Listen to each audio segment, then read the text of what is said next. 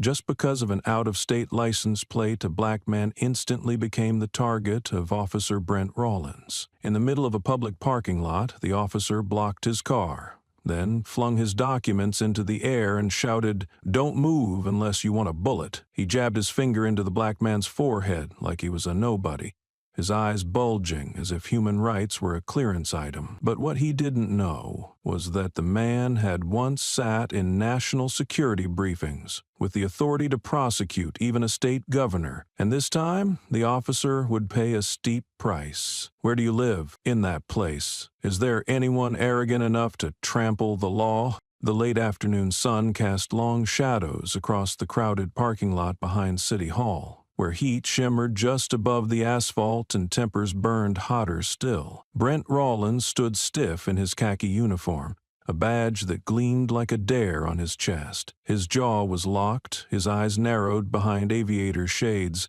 and his tone cut the air like gravel sliding over steel. "You need to move that car," he said flatly, not bothering with a greeting. His hand pointed at the black sedan parked neatly between two white lines.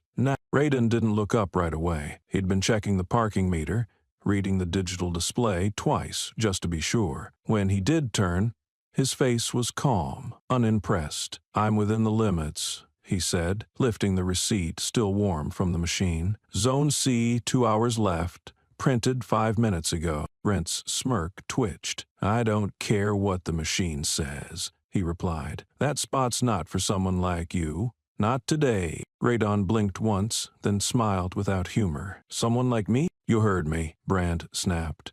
"Law around here wasn't written for suits who think they're too clean to get their hands dirty. You got a nice tie, nice car, but this town's got a different rhythm.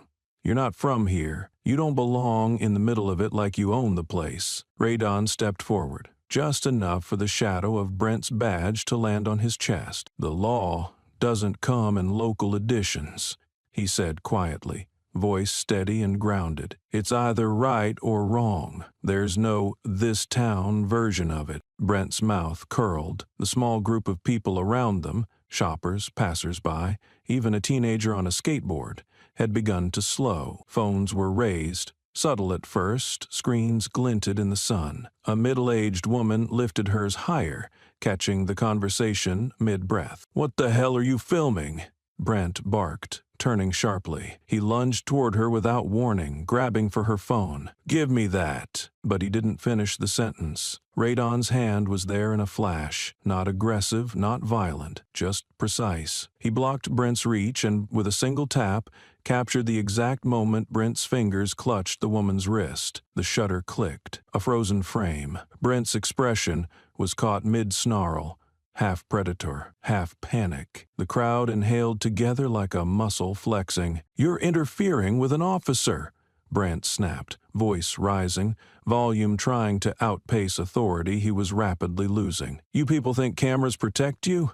Think again." He turned, eyes darting from Radon to the others now clearly recording. Frustration seeped into his posture, into the way his hands clenched and unclenched like pistons building pressure. His next words came not from protocol, not from reason, but from somewhere darker. They were too loud, too raw, not meant to be said out loud, and yet they spilled out anyway. "If I sue," Brent said, spitting the words like venom, "doesn't matter if you're black, white, or green, y'all gonna be on your knees either way." The silence that followed was unlike anything Radon had ever heard. Not a silence of absence, but of weight, dense, unforgiving. It landed on the crowd, on the woman still clutching her phone, on the teenager's skateboard now stilled under his foot. Someone gasped. Someone else swore under their breath, but no one moved. Radon didn't raise his voice, didn't flinch. He looked at Brent, not past him, not through him, but at him, with the stillness of a man who had nothing left to prove. His voice was low, almost intimate. "You might want to remember this moment," he said, "the exact shape of it. Who were you when you said that?" Brent scoffed, but it was a shallow, defensive noise. His chest puffed up, But the air inside was already leaking. His authority hung on borrowed threads, unraveling fast in the limbs of a dozen smartphones. He turned, walking toward his patrol car with stilted pride, the heavy clack of his boots no longer intimidating, only loud. Radon turned back to the meter, tore off the ticket stub, and placed it carefully on the dash, though it was already documented. The woman beside him lowered her phone, her hand trembling slightly. "He can't get away with that," she said. Radon met her eyes, nodded once. He won't. He didn't linger, didn't ask for videos or thank the onlookers or issue dramatic statements. He simply walked away, coat flapping slightly in the breeze, posture steady, head high, not because of pride, but because of precision. Every step was considered. Every silence was a choice. Back in the patrol car, Brent slammed the door shut and gripped the wheel, knuckles white. He stared at his reflection in the mirror, saw the sweat on his brow, saw the crack in his facade that had widened in mere seconds. He reached for the radio, paused, then dropped his hand. He didn't know what to report, didn't know how to explain what had just happened without sounding like I'd lost control, because he had. And the worst part wasn't the video. It wasn't the witnesses or the look in Radon's eyes. It was that Radon hadn't even fought back, hadn't raised a hand, a voice, not even an accusation. That kind of calm, that unnerving, unshakable calm, was more threatening than any shout or shove. It meant Radon wasn't scared. It meant he was prepared. It meant Brent had just walked into a war with someone who didn't need a weapon to win. The phones were still recording as Brent drove off, tires screeching slightly even though no one was chasing him, and the parking lot, now filled with the echo of what had just unfolded, felt different, like something sacred had been disturbed, or something long broken had just been seen for what it was. The crowd didn't cheer, they didn't follow Radon, but they remembered, because sometimes the first shot in a war isn't a gun or a punch, it's a sentence too ugly to take back, said too loud by someone who thinks the world still looks away. The engine of Brent's cruiser still hissed with residual heat as he parked in the precinct's back lot, slamming the door with a force that made the glass windows rattle. His face was stone, but not the kind that conveyed control. This was the brittle kind, the surface over a volcano. The air in his lungs burned. He didn't speak to anyone as he stormed through the corridor, boots stomping like verdicts. The smirks of the staff melted into silence. Everyone knew that look. Sheriff Rollins was about to punish the world for making him feel small. He didn't go straight to his office. He turned into the report room, flung open the door and locked it behind him. The fluorescent lights buzzed above as he yanked a blank complaint form from the cabinet and dropped it on the desk like a gauntlet. His jaw twitched as he grabbed a pen, but his hand didn't shake. It was cold and steady. He didn't write like a man seeking justice. He wrote like a man carving a warning into concrete. Line by line, Brent forged a narrative. The phrasing wasn't accidental. It was strategic, acidic, meant to leave scars. He scribbled, "threatened a public officer," leaning hard on the pen until the paper dented. He skipped over what led to the confrontation, of course, omitted the slur, skipped the part where his authority collapsed under the weight of a dozen smartphones. In Brent's version, Radon was the aggressor, a man too confident, too calm, and, worst of all, too unapologetic. That kind of man was dangerous, not because he broke the law, but because he obeyed it better than the people who enforced it. On the second page, Brent paused. His eyes narrowed as he wrote the name. Ellison R. Not Radon. Not the correct spelling. A deliberate misspelling, a subtle insult dressed as a typo. It was an old tactic, a quiet nod to the system's oldest sins. Strip the man of his name, reduce him to a typo, frame him as forgettable, replaceable, unimportant. Brent smirked. He even added a line, "No identifiable community record." It wasn't just false, it was cruel. And that was the point. There was a knock at the door. He didn't answer. A moment later, his secretary's voice came through. "Sir, did you need me to—" "Get me Steph," Brent snapped. "Tell her I'm filing a report. Now." A few minutes later, the young assistant entered. Brent handed her the document without a glance. "You'll file this exactly as written. And when the court asks about it, I'll say he's just some nut job who thinks he's a philosopher with a badge. Let's see how well that tone holds up under cross-examination." Steph hesitated. "Should I log this as a formal complaint, or—" Brandt looked up then, his eyes hard and amused all at once. "No, log it as preemptive defense. Make it sound like I'm protecting public order. That'll play better." As she left, he pulled out his phone and dialed. It rang twice before a gravel-tick voice answered. "This better be important." Brent leaned back in his chair, smirking at the ceiling. "It is. I've got a situation. A loudmouth with a god complex just tried to school me in front of a crowd. I need the kind of legal coverage that ruins reputations, not wins trials. Are we talking about defense or offense?" "I'm talking about mud," Brandt said, voice sharp. "I don't need to win this. I just need to drag him low enough that no one remembers what the argument was about. You handle the filings. I'll handle the narrative. You want to open that door?" the voice asked. Brent's eyes flashed. "It's already open. Now I'm kicking it off the hinges." He hung up and stared at the security monitors mounted on his office wall. Camera 4, parking lot, northeast quadrant. He rewound the footage, lips twitching as the screen displayed his confrontation with Radon. The audio didn't pick up the slur, but the footage was damning enough. The phones, the flash of confrontation, the instant the crowd turned. Brent stabbed a button. "Dispatch," he growled. "Connect me with Public Systems." "Yes, sir." Seconds later. "Public Systems, this is Janice. This is Sheriff Rollins. I want the surveillance from camera 4 this morning wiped." "Sir, there's a retention protocol. I can't—" "You can," he said, his tone icy. "Mark it as corrupted. Blame sun glare. Make it happen." "Understood." He ended the call and stood, walking slowly to the window. The parking lot below looked ordinary now.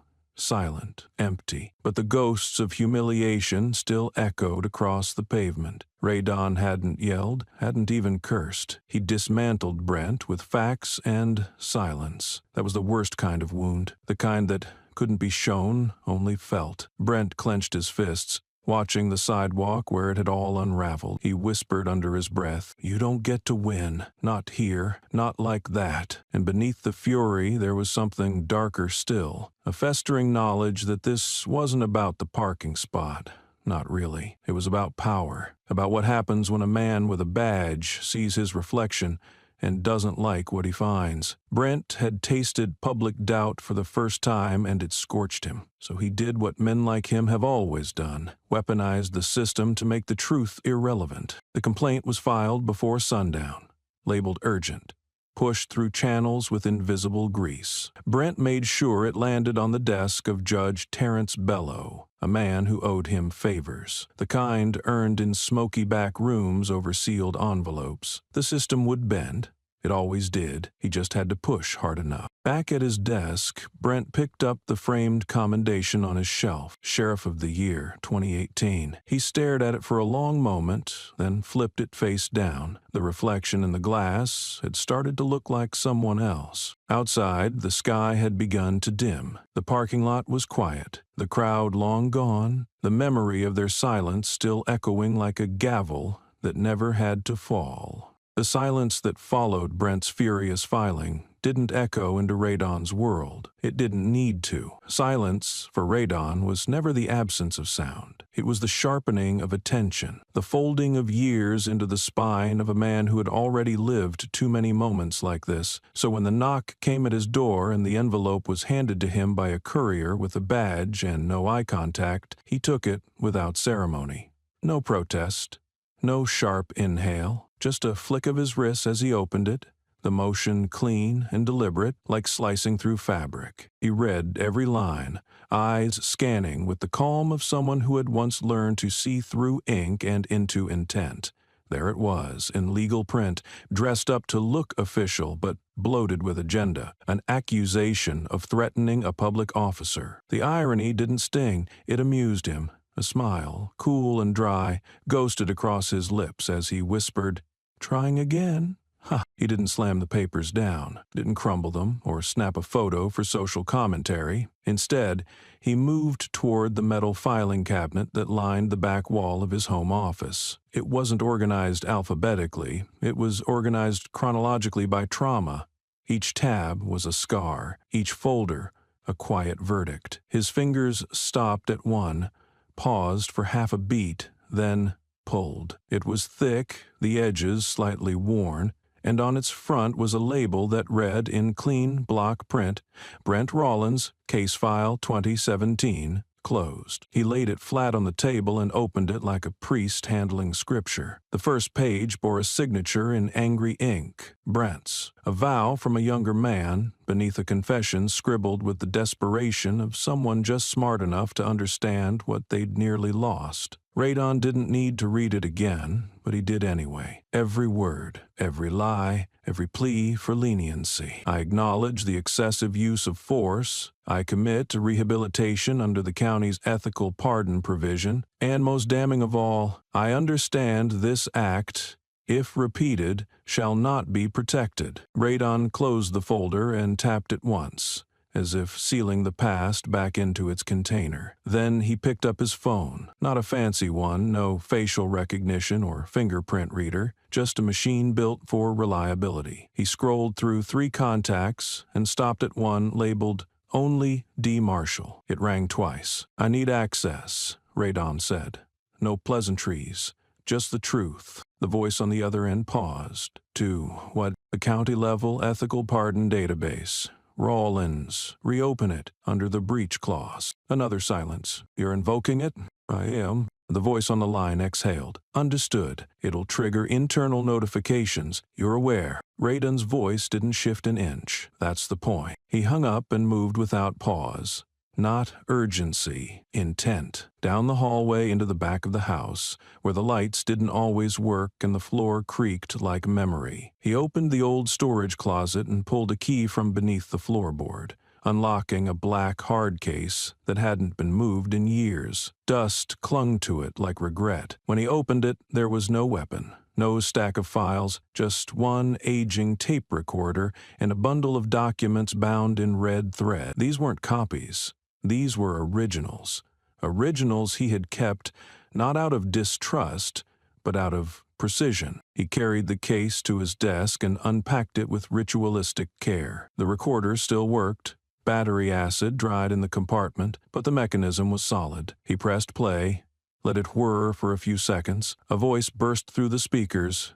Young Brent from 6 years ago, pleading in a tone he probably no longer remembered he could make. I didn't mean to. He was resisting. I swear, I swear, I swear, I swear. It had to be said. Look, I lost it, okay? But I won't again. I swear. Radon stopped the tape. Not out of mercy, out of strategy. This wasn't about proving something to himself. It was about reminding the system that it had a memory. And that memory had witnesses. He crafted the email with the precision of a scalpel. No dramatics, no hyperbole. Just facts. Attached were the scans, the audio, the sworn oath, and the subject line, so crisp it sliced, verification request. Rollins' record duplication pattern behavior. He didn't CC anyone, didn't BCC watchdogs or forward it to the press. He sent it straight to the municipal email of Brent's workplace, the same office where the sheriff likely strutted past secretaries like he was carved from the law itself. He sat back and exhaled, not relief, not satisfaction, but calibration. Brent had thrown the first stone again, but this time, Radon didn't intend to dodge it. He intended to let the stone hit, let the world see it strike, and then show them the hand that threw it already bore the prints of past damage. There would be no rage, no raised voice, just Radon standing still, as the weight of 6 years landed exactly where it needed to. Because power wasn't in the punch, it was in restraint, in silence that had teeth, in records that never faded. And Brent, for all his fury, hadn't learned. You don't attack a man who never flinched the first time. If Radon's silence had been a scalpel, slicing through the layers of Brent's facade with quiet precision, then Brent's entrance into the courtroom was a grenade lobbed with a grin. He didn't just walk in, He made an entrance, as though the hearing were a stage and the judge, bailiff, and spectators were merely contestants in a show he was born to host. The doors opened wide, and Brent strode through with the swagger of someone who still believed applause would follow his footsteps. His boots echoed louder than necessary, each step calibrated for maximum performance. The smirk was already there, chiseled into his jaw like a birthmark, and as his eyes swept across the room he laughed, not politely, not nervously, but with the self-satisfied volume of a man who thought consequence was for other people. "Well," he announced to the room as if delivering the opening line of a comedy roast, "looks like today's lesson is all about respect. A courtroom to teach manners. Who would have thought?" No one responded. Not the bailiff, not the clerk, not even the reporters scribbling behind their laptops. But Brent didn't need a reaction. He fed off his bravado, off the sound of his voice. He wore arrogance like a tailored suit, and today the fit was snug. He marched straight to the front, bypassing his legal counsel like they were interns, and chose the most prominent seat in the room. Front row, dead center. He didn't wait to be asked. He dropped into the chair with a loud exhale, leaned back, unbuttoned the top of his shirt, and crossed his legs leisurely, the pant leg riding just high enough to reveal socks with dollar signs printed on them. Every move a declaration. "I'm not worried. I'm still in charge." When the judge asked if he had any evidence to support the allegations he'd brought forth against Radon, Brent didn't blink. "Evidence?" he chuckled, spreading his arms wide. "Your Honor, I am the evidence, a living, breathing example of what happens when decency is tested." The judge frowned, but Brent didn't pause. He licked his teeth and leaned forward slightly. "See, some folks," he said loudly enough for the back rows to hear, "think that just because they can quote a law book, they understand order. But there's more to running a town than quoting statutes and walking around like you're the second coming of Gandhi." He turned deliberately to face the crowd, eyes landing on a few familiar local officials and a reporter he recognized from the morning headlines. He winked. Then, loud enough for their cameras to catch, he muttered, "It's just another flashy black guy trying to act noble. Give it a week, he'll burn out like the rest." Gasps rippled through the back of the room. Soft, but sharp. The bailiff stiffened. A courtroom intern dropped her pen, but Brent only stretched his arms behind his head and laughed again, a low, wolfish sound. He'd crossed lines before. Today, he planned to redraw them entirely. Without prompting, he stood up and addressed the bench again. "Before we waste more taxpayer dollars," he said with a yawn, "let's get one thing straight. Any counterclaims? Motions to dismiss my complaint? Or whatever legal games they want to try, deny them. All of them, up front. I'm not here to play ping pong. I'm here to put that man in his place." The judge raised a brow. "You're asking the court to throw out legal responses before they're even presented?" Brent's grin widened. "Exactly. That's how you keep clowns from hijacking the spotlight." The room simmered. The temperature didn't rise. It curdled. Tension thickened, not from shouting, but from disbelief, from the sheer gall of watching a man confuse his former status for untouchability. And then the doors opened again. Radon entered without fanfare. No suit, no tie, no theatrics, just a black-collared shirt, clean slacks, and a quiet stillness that moved with him like a shadow made of stone. He didn't look left or right, didn't acknowledge the murmurs. He walked with a purpose, so unshakable it silenced even Brent's smirking mouth for half a second. But the sheriff found his voice again, leaning toward him with a crooked smile as Radon took his place across the aisle. "Well, look who it is,"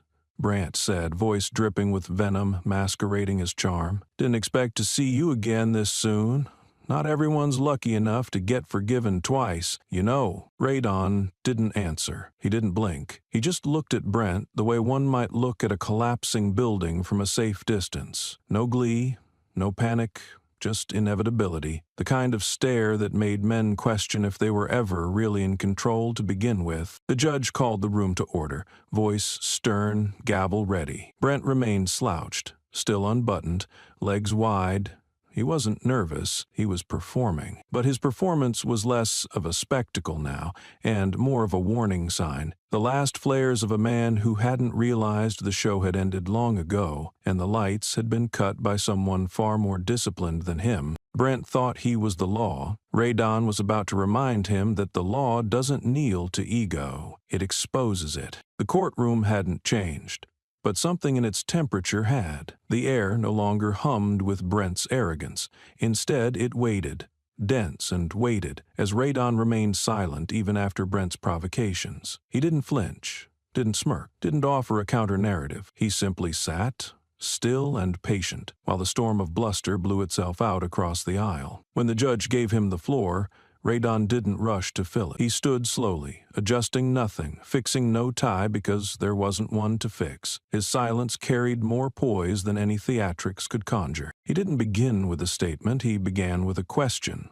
One so precise, it sliced through the room like a scalpel drawn from velvet. "Do you remember who pardoned you 6 years ago?" His voice was steady, unhurried. He didn't raise it to dominate, didn't color it with bitterness. He asked it as a man asks a question he already knows the answer to, but wants the world to hear the silence that followed. Brent, perched in his self-designedly throne, faltered. His grin cracked. His eyes, sharp moments before, blinked once, then again. There was a flicker behind them, a flicker of something brittle and inconvenient. Confusion. Not full amnesia, but uncertainty, like a drunk trying to piece together what happened the night before a crash. Radon didn't need to wait for an answer. The pause said enough. From his satchel, he retrieved a single manila envelope, thick and creased with time. He stepped forward, placed it directly in front of the judge, and said,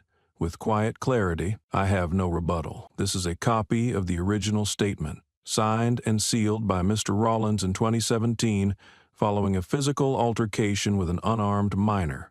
It contains his admission of excessive force, his acknowledgement of the ethical pardon agreement, and a sworn statement that he would not reoffend." The judge took it without comment, fingers steady as he flipped through the first page, where Brent's name screamed in thick ink across a confession he had long buried in convenience. Brent laughed, thin and awkward, the kind of laugh people make when cornered by a truth they didn't expect to see again. "Is that what this is?" he said, eyes darting between the judge and Radon. "Dragging up the past? I already paid for that." Radon met his gaze and spoke slowly, each word landing like a rung on a descending staircase. "I used to believe everyone deserved a second chance, even those who had already crossed too many lines. But second chances aren't promises, they're tests. You failed yours, Mr. Rollins." No lawyer was standing beside Radon. No one was whispering legal strategies into his ear. When the judge asked whether he would be representing himself, Radon replied simply, "I am fully capable of defending my position." The court clerk looked up, blinking. "No counsel on file?" "No," Radon confirmed. "I'll speak for myself. I've had years to prepare." Brent sneered from across the aisle, but even his sneer lacked conviction now. His hands fidgeted in his lap, thumb twitching against the edge of his belt. The room no longer bent to his presence. It leaned, ever so slightly, toward the man who spoke less but struck deeper. As the judge skimmed the contents of the envelope, a hush settled that was not demanded, it was earned. The room no longer expected drama. It braced for precision. The judge closed the folder gently and looked up. "Mr. Rollins, do you have anything further to add?" Brent opened his mouth, then closed it again. The performance from earlier had drained out of him. This wasn't the crowd he knew how to control. He nodded stiffly and mumbled, "Not at this time." The judge turned back to Radon. "This case was brought forward under grounds that frankly appear weak even before considering the content of your submission. The burden of proof does not sit where the prosecution pretends it does. And I must say," the judge's tone sharpened like flint on steel, "I can smell a misguided lawsuit from across the docket. This one reeks of it." He didn't slam the gavel. He didn't need to. The judge simply announced the end of the preliminary hearing and rose, his robe trailing authority like a shadow. As people stood, Brent remained seated for a second too long.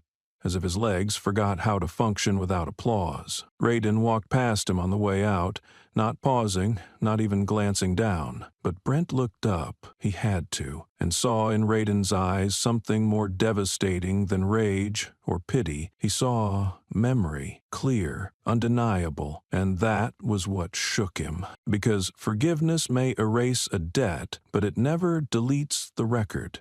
And Radon was no longer the man who extended a hand in pardon. He was the man who carried the receipt. There was a subtle kind of reverence in the way Radon approached the bench, not because he respected the theater of the courtroom, but because he understood the gravity of truth when it's delivered not with volume, but with weight. The silence Brent had tried to shatter with mockery was now reinforced, calcified by consequence. And Radon was the one placing the final brick. His hands moved with precision as he slid the weathered manila folder across the polished oak desk toward the judge. The folder wasn't thick, but it carried the heft of something that could tip the scales. The label was simple: Raw Lens 2017 closed. But nothing about its contents was closed anymore. The judge opened it. His fingers slowed. Page by page his eyes narrowed, not from confusion, but recognition. These weren't allegations pulled from hearsay. These were certified transcripts, departmental reviews, recorded witness statements, and, at the center of it all, a signed confession. The kind most officers pray never surfaces. Radon remained silent until the judge reached the third page. Then, in a voice that split the room like cold steel dragged across stone, he began to read aloud, slowly, clearly, without embellishment. I do hereby acknowledge that I used excessive force against a civilian under the age of 18. I recognize the breach of protocol and ethics, and I accept the disciplinary review with understanding that a repeated violation will nullify any future appeal or leniency granted. I hereby affirm that I will not reoffend. Signed, Brent Rollins. Gasps murmured through the gallery. It was one thing to suspect a man of abuse. It was another to see his name beneath his confession, scrawled in slanted ink that still looked fresh with guilt. Brent shifted in his seat, suddenly aware of how tight the room had become, how small his words now sounded compared to the silence swallowing them. Radon didn't stop there. He turned another page, tapped it gently, as if waking it from years of sleep, and read, I don't know how I'll live if this ever gets out. The department, my family, they'll never see me the same again. Brent snapped. That's enough, he barked, leaping to his feet. In one aggressive motion, he reached across the bench and yanked the file from the judge's hands. The room recoiled. The bailiff took a step forward, hand hovering near his belt. The judge's eyes flared with shock. Brent had crossed a line, not just legal, but cultural. You didn't rip files from a sitting judge. Not unless you wanted to turn questions into handcuffs. The courtroom buzzed. People turned to each other in whispers that were no longer subtle. He admitted this before? Someone muttered. He got off once already? Another whispered. The energy shifted from curiosity to disbelief. The sheriff, the symbol of authority in their town, had just proven he wasn't above the very thing he was now trying to suppress. Radon remained still. His calm didn't break. It deepened. There was no pleasure in his face, no triumph in his eyes, just that same steady gaze, the gaze of a man who had waited long enough for the truth to stop being a secret. He stepped back from the bench and addressed the room, not with volume, but with precision. I didn't come here to destroy Mr. Rollins. That was never my aim, but he's done a better job at it than I ever could. It wasn't a zinger.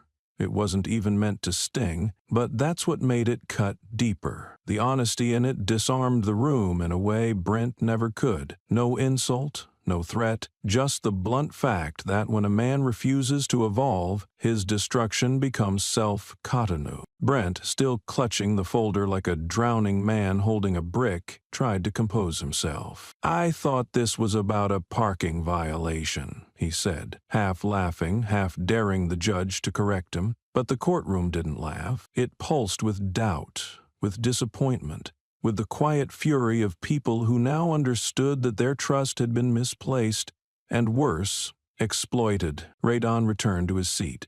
No flourish, no bow. The judge cleared his throat, voice low but sharp. This document changes the framework of this case significantly. The pattern here is no longer circumstantial.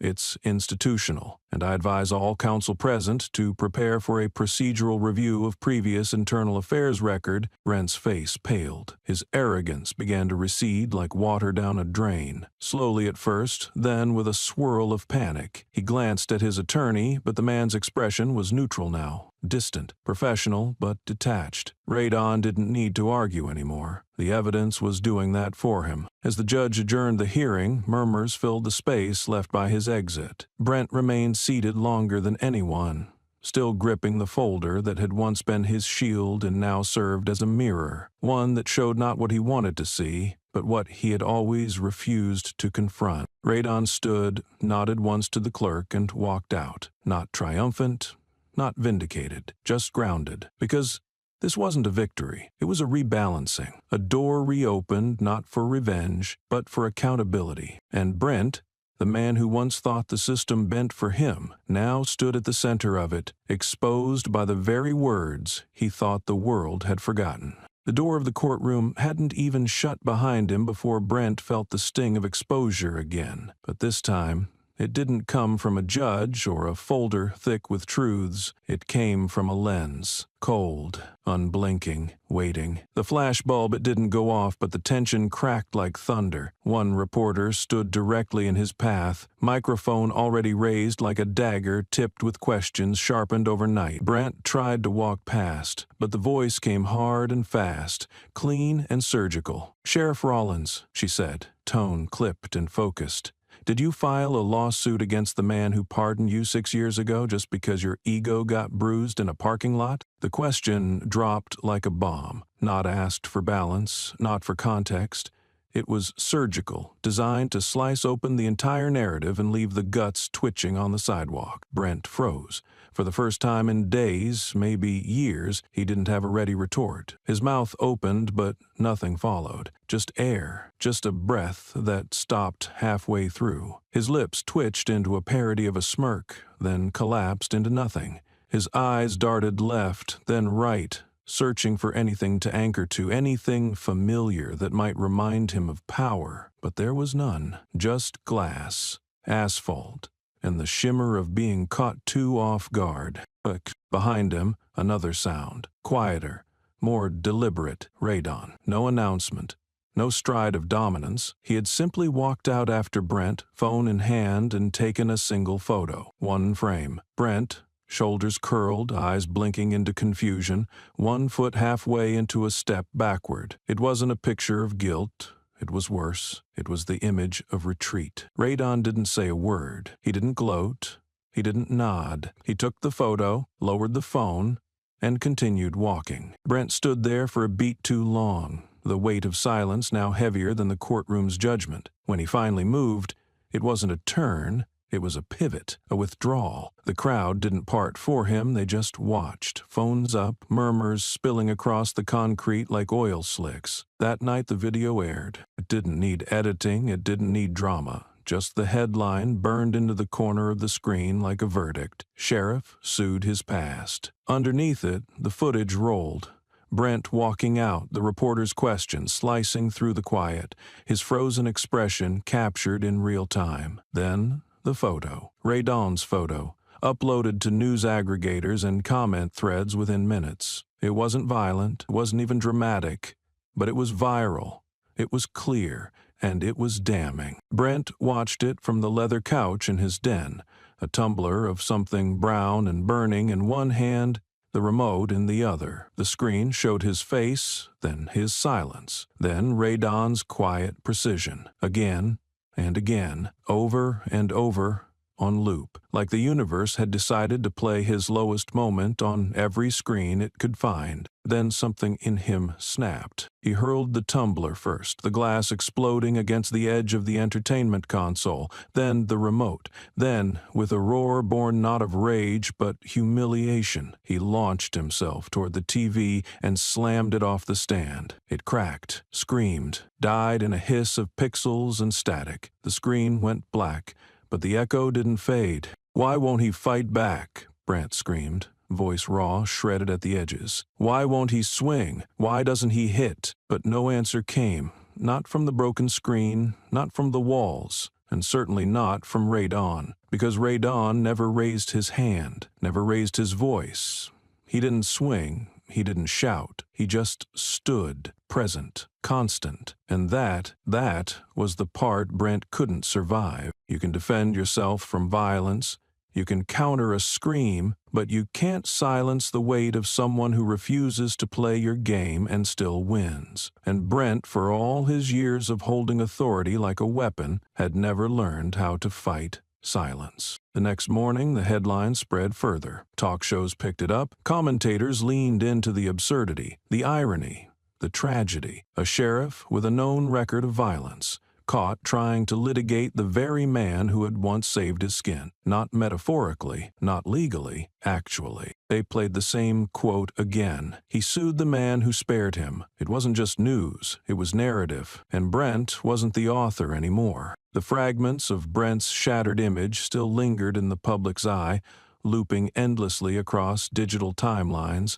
but it was behind closed doors where the foundation of his authority truly began to crumble. Public shame was visible, loud, and performative. Private doubt, now that was fatal, especially when it came from within the very walls he once thought would protect him. The morning after his televised humiliation, Brent entered the law office of his longtime legal counsel, expecting damage control. He found retreat instead. The blinds were half drawn, the table littered with folders deliberately unopened. His lawyer, a man who had once boasted about knowing every judge's coffee preference and every loophole worth exploiting, stood with his back to the window, arms folded, jaw locked in that specific way that meant words had already been rehearsed and could no longer be avoided. "We're filing for a delay," he said without turning. "We're questioning the legitimacy of the initial complaint." Brent scoffed. "Now you want to fight?" The lawyer turned, and the look in his eyes wasn't defiant,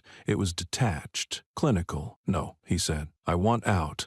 But for now, we stall. You didn't tell me the full story, that video, the prior file, the signed confession. You handed me a hollow case wrapped in ego, and you expected me to argue it like truth." Brent's mouth twisted. "I'm the sheriff of this town, or I was. I held this place together when no one else could. I enforced the law when they were too scared to." "You manipulated the law," the lawyer snapped, louder now, his restraint cracking.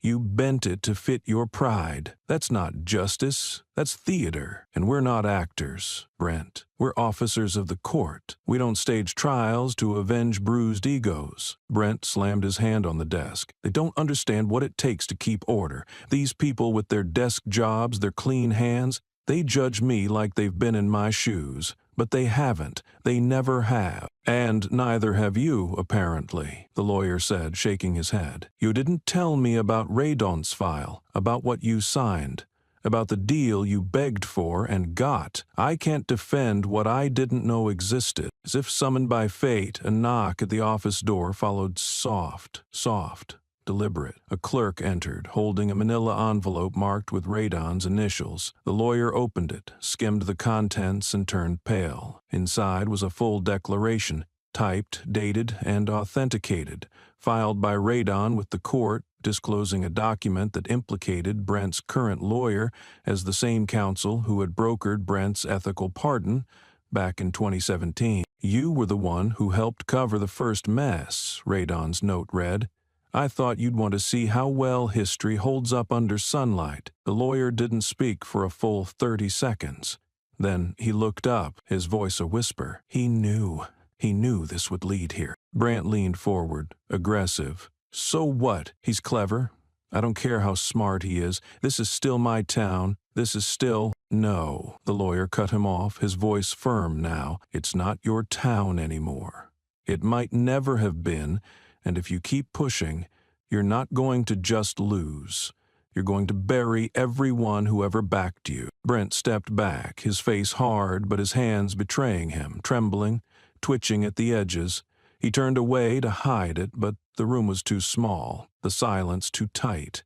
He bit his lip, jaw quivering for a breath he couldn't swallow. His power had always been loud. Now it was shrinking, wordless, drowning beneath the weight of paperwork and memory. That afternoon, a message leaked from the lawyer's office to a local journalist. It wasn't signed, but it didn't have to be. The message read, "If he continues down this road, we all go with him. He's a liability now." The story broke before sunset. The warning shot had been fired in silence, but now the cannon roared in full daylight. Radon didn't wait for the court to catch its breath. He walked into the clerk's office with a sealed envelope, stepped to the counter with measured calm, and said, "This is a formal counterclaim. File today, timestamp it." His tone was not urgent, not theatrical. It was irrevocable. Within the envelope were 3 precise accusations: fabrication of legal documents, abuse of authority under color of law, and obstruction of justice through deliberate misrepresentation of record. No exaggeration, no emotional leverage, just facts with teeth. Hours later, Brent emerged from the courthouse, not to applause or defiance, but to meet the hand-delivered reality of his undoing. A court officer stepped forward, crisp and unsmiling, extended a folded sheet of paper and said, "Mr. Rawlins, you've been served." Brent snatched the document, eyes darting across the bolded charges. Then, right there on the marble steps, surrounded by press, camera lenses, and whispers catching fire, he tore it in half. The fluttering pieces spun like ash against the breeze. The cameras caught everything. He wanted it to look like defiance. But the tape would show otherwise. It would show panic in the eyes, fingers that gripped too tightly, the silent beat of breath held too long. That evening, every news station played it back in slow motion. They paused the frame at the moment his jaw tightened, zoomed on his white-knuckled hands, then cut sharply to Radon's press line. Short, precise, undeniable. "Last time it was in an interrogation room," he said, voice as cool as polished granite. "This time, it's in front of the whole nation." The headline struck with the force of history, folded in irony. "The Pardner strikes back. Sheriff faces countersuit from man who once spared him." It spread faster than the initial incident. Talk shows debated not guilt or innocence, but character. The man who had stayed silent, stayed measured, stayed rooted, was now on the offensive, but not like Brent had been. There were no insults, no tantrums, no claims of conspiracy. Just a list of charges, a timeline of actions, and a record built brick by brick over years of quiet restraint. Brent, in a last attempt to regain some kind of footing, called his lawyer and demanded that the original case be withdrawn. "Pull it. All of it," he snapped. "We kill it now, we kill the counter." But the lawyer had already seen the filings, already seen the names CC'd. The agencies were notified. The wheels turned. "It's too late," he said flatly. "You fired a bullet into your foot and then tried to race the ambulance." Brent's voice dropped, cracking. "It's not my fault." The response came not from his lawyer, but from the door behind him. A man in a crisp uniform, silver badge gleaming under fluorescent light, stepped in. Federal Judicial Oversight, the internal watchdog. He carried no judgment in his tone, only function. "Mr. Rawlins," he said, "this isn't a matter of fault anymore. The moment you filed that initial complaint, you summoned scrutiny. You called the truth to your doorstep. We're just here to answer it." Brent slumped into his chair, not defeated, not yet, but hollowed out. The posture of a man who still believed he should be feared, but no longer had the voice to command it. On the street outside, Radon didn't celebrate. He didn't grandstand. He left the courthouse the same way he entered it, unhurried, unshaken. Power wasn't volume. It wasn't flair. It was persistence. And Brent had spent his last ounce trying to punch a man who no longer needed to swing. The sound of Brent tearing apart the summons still lingered like smoke, but by the time dusk fell, the weight of his defiance had already summoned something larger, colder, and beyond his control. What began as a local power play was now echoing into a different kind of room, one with higher ceilings, thicker files, and eyes that didn't blink when titles were spoken. The Department of Justice had opened an official investigation into Brent Rawlins. No leaks, no rumors, just a crisp release sent to all major media outlets. A probe into systemic misconduct, past abuse of office and ethical violations dating back more than half a decade. And at the center of it all, the man who once thought the law was something he could fold. Ray Don didn't hold a press conference. He didn't even issue a statement. Instead, when asked by a circle of reporters pressing in outside the federal courthouse, he stopped for a single breath and said, "Forgiveness isn't about pretending nothing happened. It's a second chance. Not a clean slate." Then he kept walking. No elaboration, no smile. The silence behind his words said enough. It was never about revenge. It was about completion. Brent, meanwhile, was in free fall. The letter from the Office of Federal Integrity arrived the next morning, stamped and certified. It wasn't dramatic, just direct. A formal request for him to appear before a federal panel to answer for the patterns uncovered through his countersuit. He didn't read all of it. He didn't have to. His name was in the subject line, but not as a sheriff, not as a complainant, just a subject under review. He tossed the envelope to the floor, lips pressed tight, pulse visible just beneath the skin of his temple.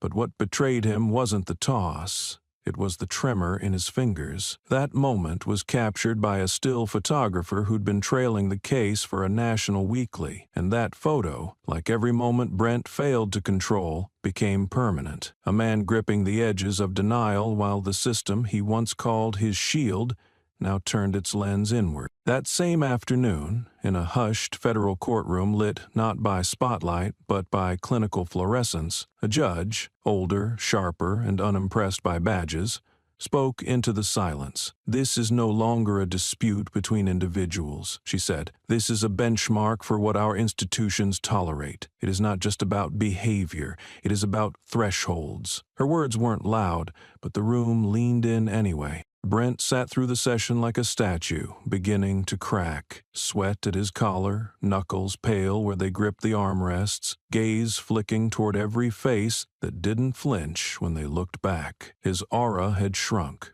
His name no longer echoed with dominance. It dragged behind him like a sentence not yet spoken. It tried to call in a favor, dialed numbers he hadn't used in years. One rang long enough to be answered. A voice on the other end, familiar but colder, answered with a pause. "It's Brent," he said quickly. "I need a pathway out of this. A quiet deal, something clean." The voice sighed. "You shouldn't have started something you couldn't finish." "I didn't think," Brent began. "You never did," the voice cut in.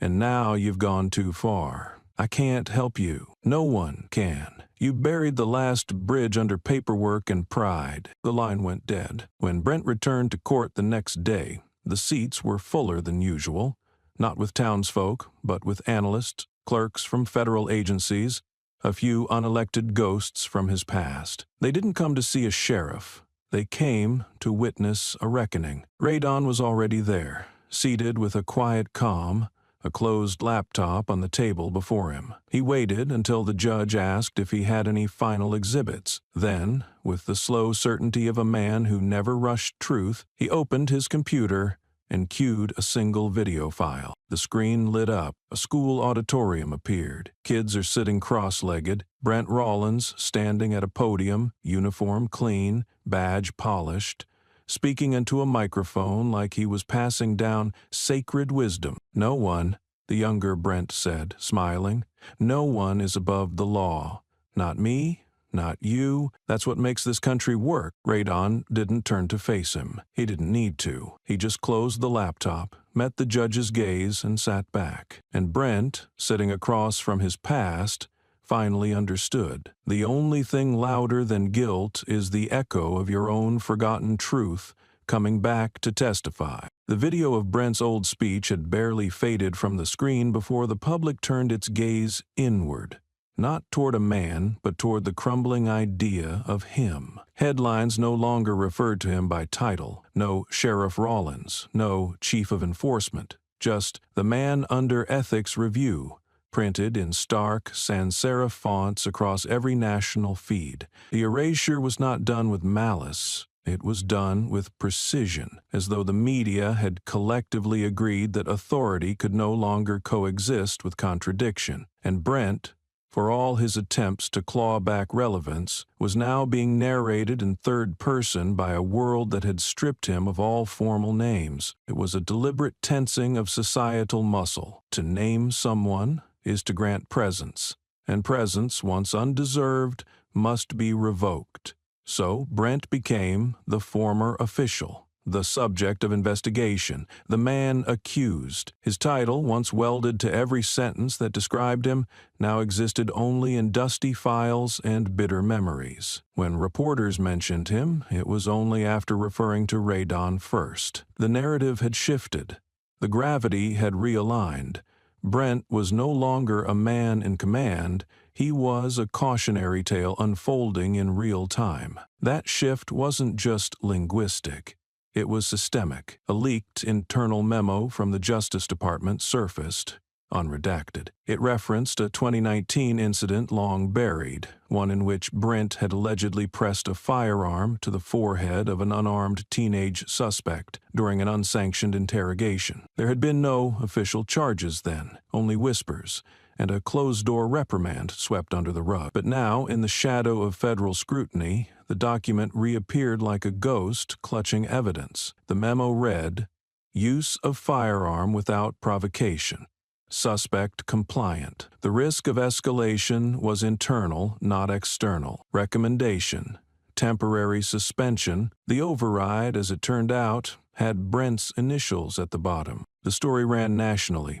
One paper headlined it with razor simplicity, "The badge that pointed inward." Another, more direct, "Rollins cleared his own gunpoint threat." With each article, Brent's past folded tighter around his present, suffocating the narrative he once controlled. His defenders grew quiet. His allies slipped into neutral tones. Emails went unanswered. His name was still known, but not as a person, as proof, as a symbol of failure, draped in authority and protected for too long. In court, Radon didn't raise his voice, didn't break pace. When the judge asked if he had further remarks for the record, he opened a single sheet of paper, read one line, and let it linger like a final breath before impact. "I pardoned you because I believed you could change," he said, eyes steady, tone anchored. "Maybe I was wrong, but now you don't carry your rank anymore. You don't carry your title. You don't even carry your name." There was no need to explain it. Everyone in that courtroom, judge, clerks, media, witnesses,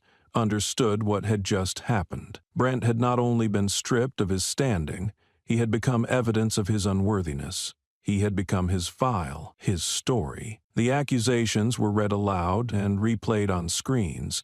Every title he once demanded to be spoken was now omitted by reporters as a matter of editorial policy. No correction was issued because none was needed. Brent didn't respond. He couldn't. His mouth opened slightly as if to form a word, but none came, not even his name. The courtroom had grown colder.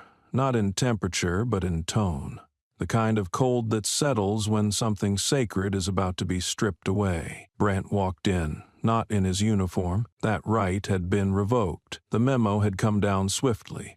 Pending further investigation, Mr. Rollins is prohibited from wearing official department insignia. And so he arrived in a suit, wrinkled from disuse, shoulders too tight, sleeves slightly short, his tie knotted poorly, crooked like a metaphor someone should have written down. There was no ceremony to his entrance, no nods from former peers, only glances, calculated, withheld. The space he once owned now swallowed him. He used to step into court like it was a stage carved for his voice alone. Today he was just another name on the docket.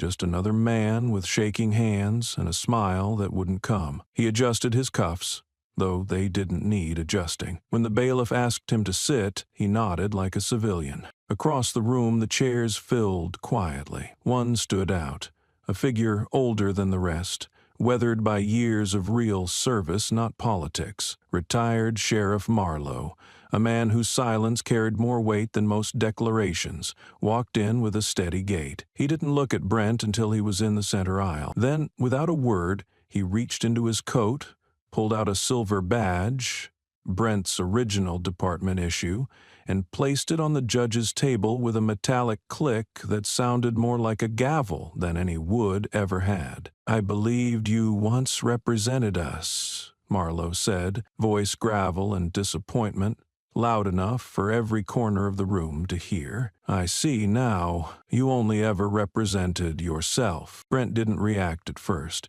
The air held too much gravity. He stared at the badge like it was someone else's. Then, slowly, his body folded. Not in defeat, but in something more vulnerable. He bent down, reached for the badge, and picked it up. Not quickly, not with ownership, but like a man lifting the last piece of himself from a floor that would never forget it touched him. His fingers hovered too long. No one offered to help. Not one hand extended.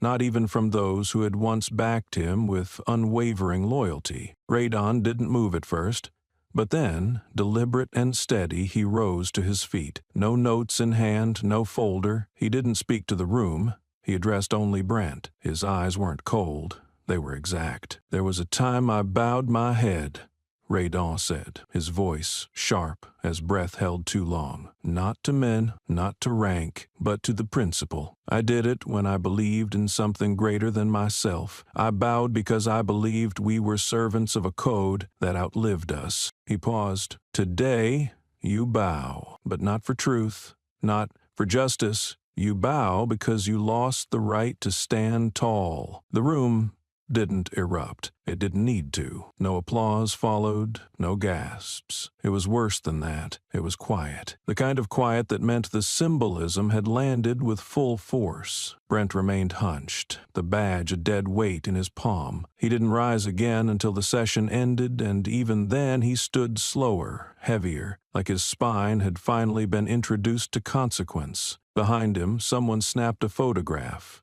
not for a headline, but for history. The man who once walked taller than his oath now stood alone, holding a symbol that no longer claimed him. The echo of Radon's voice still lingered in the hallway as Brent stepped out of the courthouse, the badge still burning in his palm like a forgotten relic. He walked not with purpose, but with the slack gait of someone moving simply because stillness might draw more eyes. His tie remained crooked, his collar collapsed inward, and the leather of his belt creaked slightly under the weight of a gut clenched not by anger, but shame. The corridor narrowed as it reached the parking lot, where daylight no longer looked like freedom but exposure. There, near the edge of the asphalt, Radon stood quietly beside his car. He didn't check his watch, didn't unlock his door. He just stood with the stillness of someone who had learned to let silence do the talking. The moment was not staged, not timed, not planned, but the world has a way of drawing perfect lines when the lies run out. Brent saw him, hesitated, then approached like a storm that had long since spent its rage. His feet dragged, his jaw tightened, his face pale beneath the weight of lost identity. When he came within a breath's distance, he stopped, not in confrontation, but in collapse. He spoke not with volume, but with venom distilled down to a whisper. "You buried me," he hissed, his voice broken glass through clenched teeth. Radon didn't blink, didn't recoil. His eyes were steady, neither cruel nor kind, just honest. "I didn't have to," he said quietly. "You dug the grave. I just didn't cover it up for you." The words hit like truth always does. Not like a slap, but like gravity. Brent didn't respond. He couldn't. His breath hitched, shallow and erratic. His eyes rimmed with red, not from rage but from erosion. He looked away, not toward the courthouse, not toward his car, but toward the void where his name used to carry weight. Then Radon moved, not a step forward, not an aggressive inch, but a simple gesture. From his coat pocket, he pulled out a small, flat object wrapped in cloth. He unwrapped it slowly and held out what looked like a compact mirror, plain, square, unremarkable. "You should keep this," Radon said, his tone lower than before, barely more than a breath. "Mirrors don't lie often, and even when they do, it's only because we're not ready to see what's in them." Brent stared at it. At first, he didn't take it. His eyes darted between Radon's hand and the silver square like it was something radioactive. But then, Without speaking, he reached for it. His fingers touched the cool glass, and for a fraction of a second he saw what Radon saw. Not just a man stripped of title, but one exposed by his refusal to change. His hand trembled, not because the mirror was heavy, but because of what it showed. Radon didn't wait. He turned, walked back to his vehicle, and left the moment intact. No parting shot, no condescension, just presence. Just the echo of restraint used with surgical precision. Brent remained standing, the mirror now his alone. He turned it slightly, caught a glimpse of his eyes, and that was enough. No courtroom had rendered a final sentence. But he had seen it now, and in the end that reflection said more than any verdict ever could. The mirror had returned his gaze with precision, unflinching and cruel in its honesty. But what awaited Brent at home cut deeper than reflections ever could. He stepped through the front door with shoulders slightly caved, like a man carrying a silence too loud to shake. The house, once loud with conversation, distant laughter, and the soft clinking of shared dinners, now sat in absolute stillness. No lights on, no shoes by the door, no scent of perfume, or even the faint trace of familiarity. A single envelope rested on the hallway table. It wasn't hidden, nor was it ceremoniously placed. It simply was, like a verdict long overdue. The name on the outside was printed in a calm, practiced hand, Brent. He didn't open it immediately.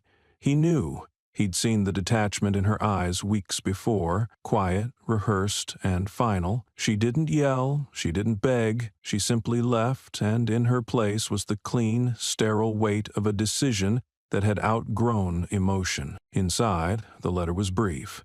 Nothing theatrical. It read, "This house no longer feels safe to truth. I've stood beside a man I thought could change, but I see now integrity isn't a lesson learned late. It's either grown with or lost entirely. I won't teach our daughter that silence, in the face of wrong, is strength. I'm leaving, not out of hate, but out of duty to what's right." Her name followed. No postscript, no plea. Brent stood still, fingers curled around the paper, knuckles white. The room felt airless. He didn't cry, he didn't sit. Instead, he walked toward the bathroom, steps mechanical. He entered and flicked on the light. The mirror above the sink greeted him with the same impartiality as the one Radon had handed him. This one was larger, sharper, and less forgiving. And in its reflection, Brent saw not the man he had once pretended to be, but the empty shell of entitlement unearned. Then came the ping, a soft buzz from his phone. A single message. It was from his daughter. One line, "You taught me to respect the truth, but you chose to bury it." No emojis, no heart, just words.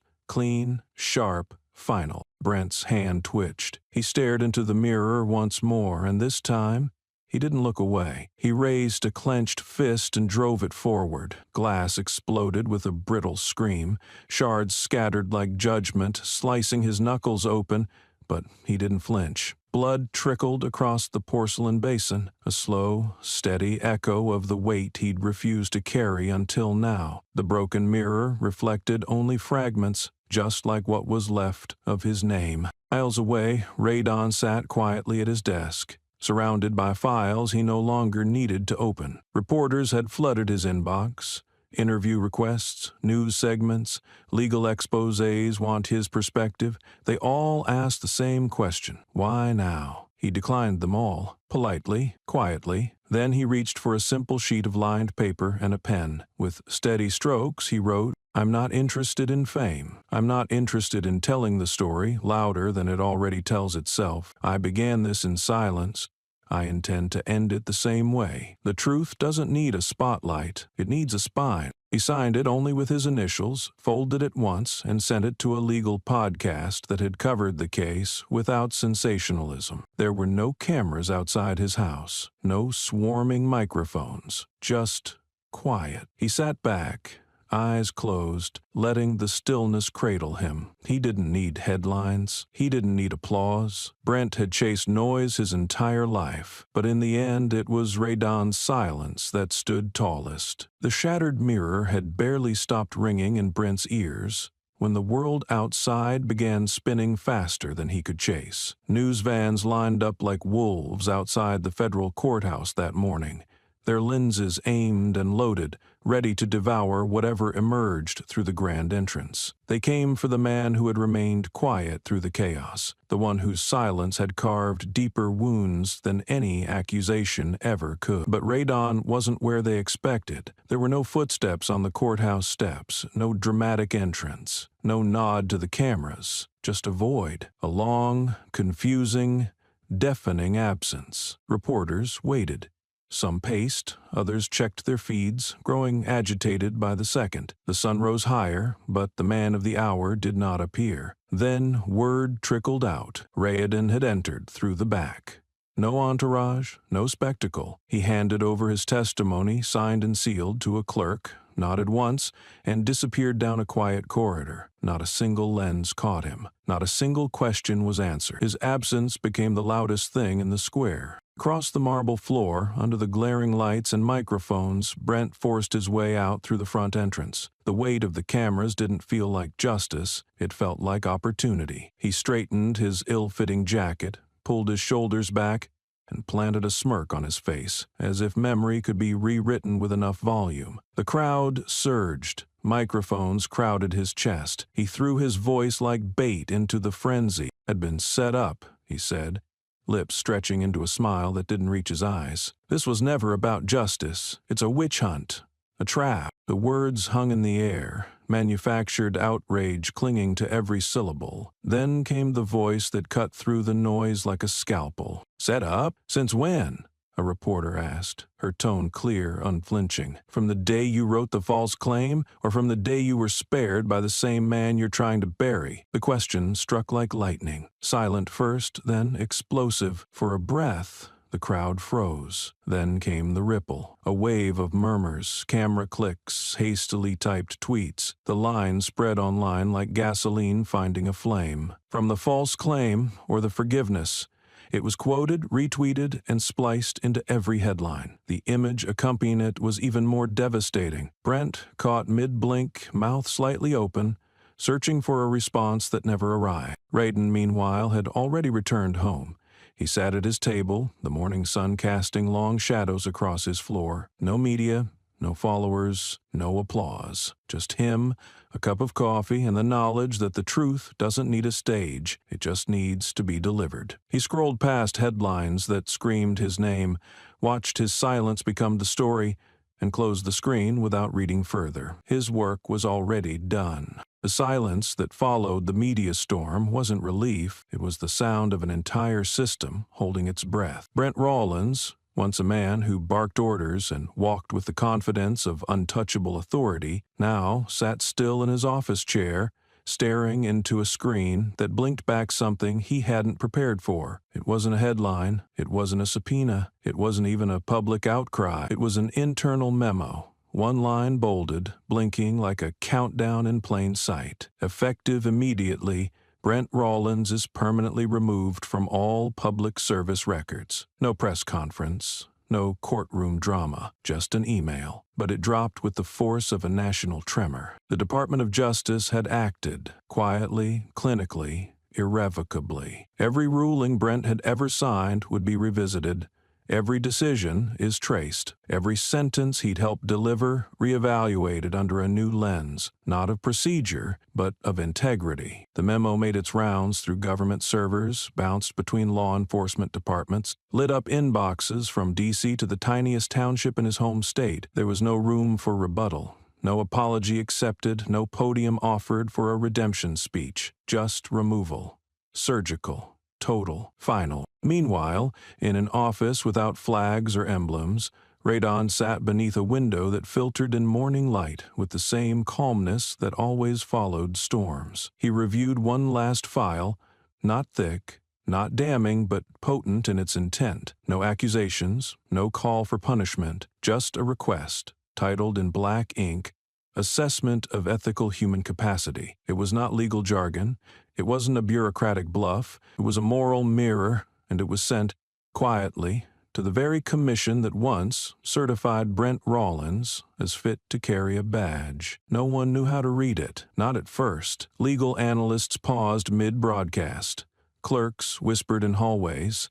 Commentators scrambled for words that hadn't already been bled dry by weeks of coverage. What kind of man, after toppling a figure so long shielded by rank and ritual, submits a request not for vengeance but for evaluation of one's humanity? It didn't compute.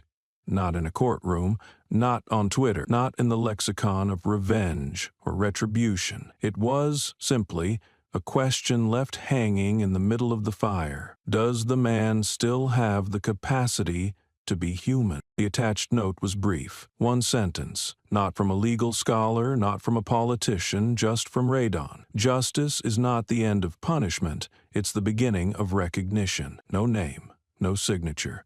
Just the echo of a principle that rang louder than any verdict. Brent saw it all. Alone. The email notification hadn't stopped ringing, not just in his inbox, but in the way his name now appeared redacted in every public database. Police records blurred his signature. Federal websites scrubbed his photograph.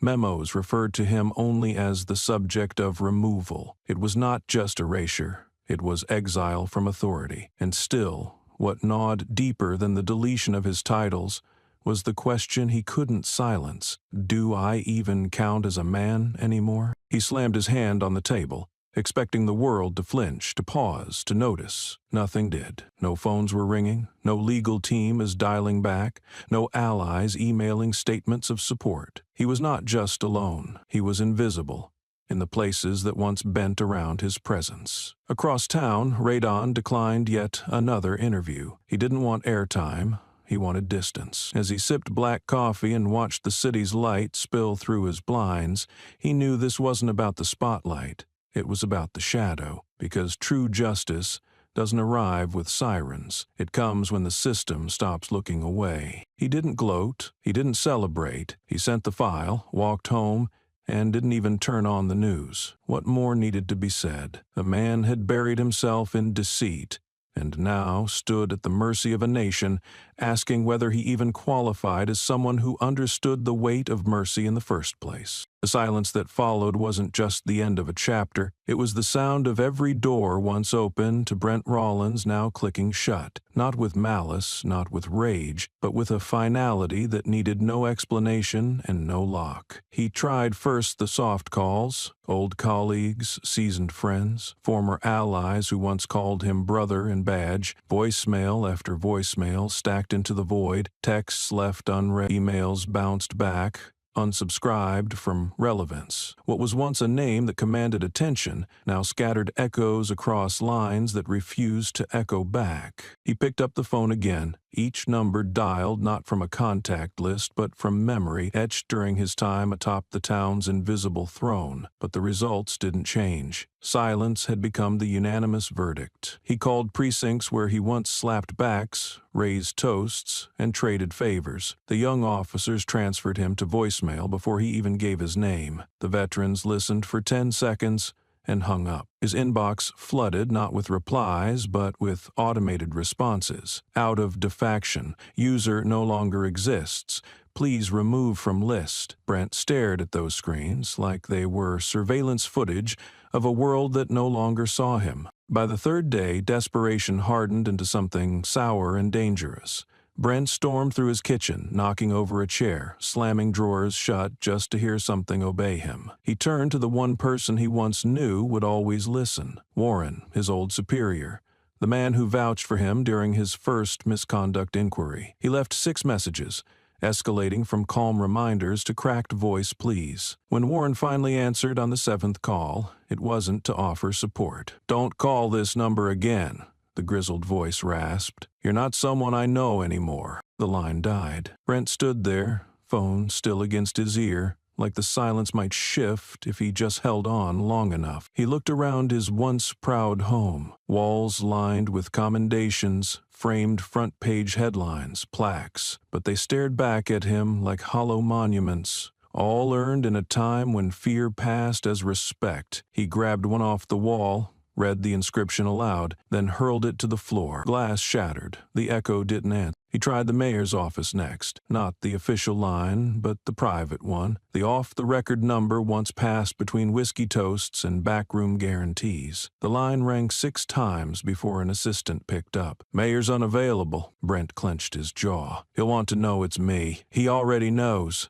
the assistant replied, flat and fast, before the line clicked. That reply was worse than rage. It was a calculated dismissal from someone trained to protect reputations, not history. His next message went to Carson, the district captain he mentored from his rookie days. "It's Brent. I need to talk. We can't let outsiders run the narrative." He waited. No reply. Hours passed. Then a text, not from Carson, but from an anonymous number. Just one sentence. "Nobody's outside anymore.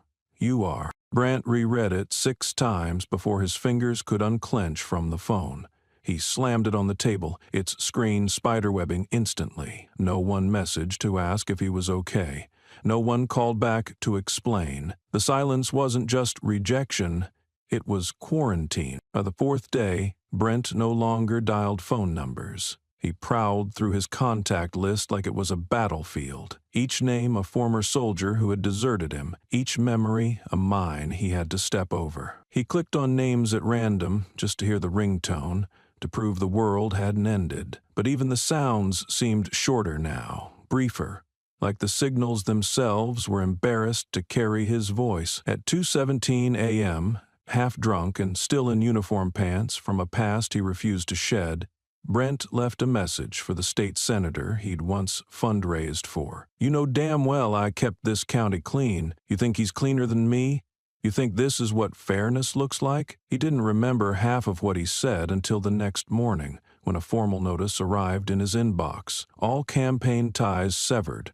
Further communication will be documented." He slammed his fist against the countertop. The granite didn't budge, but the bones in his hands screamed. For the first time in a long while, Brent sat down, not because he chose to, but because his body gave up resisting the weight of what he no longer controlled. He leaned back, stared up at the ceiling, and felt the hollowness widen. He had called in every favor, rattled every chain, pulled every string, but all the strings led to hands that had let go.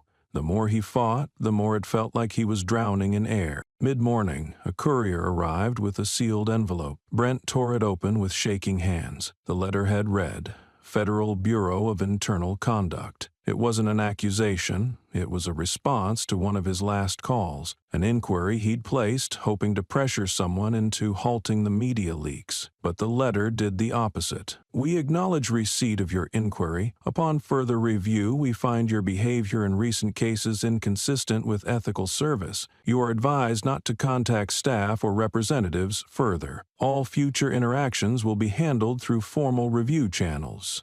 Below that, a printed line in bold. "You are not to represent yourself as an officer in any public or private context moving forward." No signature, just a seal. Just a wall slammed shut. Brent laughed, but it was a brittle sound, closer to a cough than amusement. "They're rewriting the rules now," he muttered, "all because of one parking lot and a man with a goddamn camera." But even as he said it, his voice cracked in the wrong place. He picked up his badge, no longer worn, just a token in a drawer, and weighed it in his palm like it might tell him something. It didn't. It had no answers, only memories. And memories had become traitors. He dropped the badge back in the drawer. It didn't make a sound when it landed. Not even the metal wanted to speak anymore. That evening, Brent turned to his last hope, the old network, the one built not from titles, but from shadows. These were not men who advertised their allegiance. They didn't sit on city councils or run campaigns. They whispered in boardrooms, offered nods in back alleys, and moved money where eyes couldn't follow. Brent had done favors for them, had buried paperwork, silenced complaints, and turned the other cheek when their interests required it. He still had numbers, burner phones, and encrypted contact trees. Or so he thought. He called the first, no answer. The second, disconnected. The third picked up, and Brent could hear the hesitation in the man's breath before a flat voice responded, "Lose this number." Click. No emotion, no delay.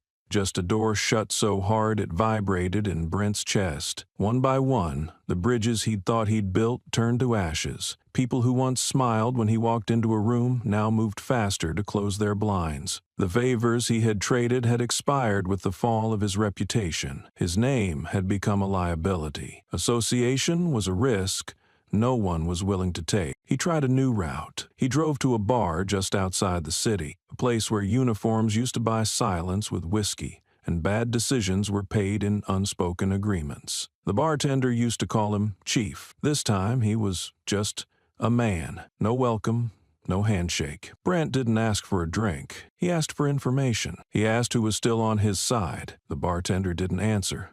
Just turned the TV volume up. The channel switched mid-segment. A panel of legal analysts was breaking down his case. One said, "What we're seeing is unprecedented. Not just a fall from power, but a fall into irrelevance." Another added, "This isn't just about misconduct. This is about a system finally saying, we've had enough." Brent stood. He didn't argue. He didn't yell. He walked out, leaving the bar and its silence behind. In the parking lot, his reflection stared back from the windshield, eyes hollow, posture slumped. He barely recognized himself. He thought about smashing the glass, but even that felt performative.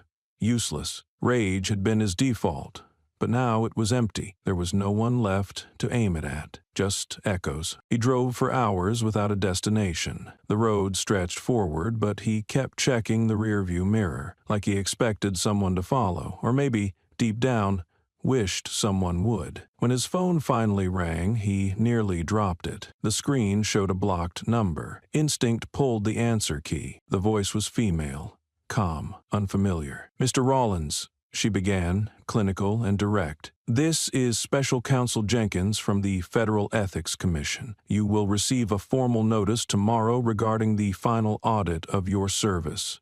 However, we felt it appropriate to deliver this part personally." Brent's mouth went dry. "What part?" There was a pause. Then, "You are no longer recognized by any federal or state database as an active or retired law enforcement officer. Effective immediately, any remaining benefits tied to that designation are under review. We advise you not to use your previous rank in any communication moving forward." He didn't respond. He couldn't. His hand trembled and the line went quiet. Before the call ended, the voice added, "Do you understand why this is happening, Mr. Rollins?" Brent, teeth clenched, forced out because people are cowards, but the voice didn't flinch. "No, because you believed they'd never stop needing you." And they did. Click. The call ended, the signal died, and for the first time, Brent truly felt what silence meant. Brent sat alone in the driver's seat for what felt like hours. The sun had long dipped below the tree line, but he hadn't turned on the headlights. Darkness seemed more honest. He replayed every interaction from the past month in his head, but they no longer aligned into a timeline. They were fragments.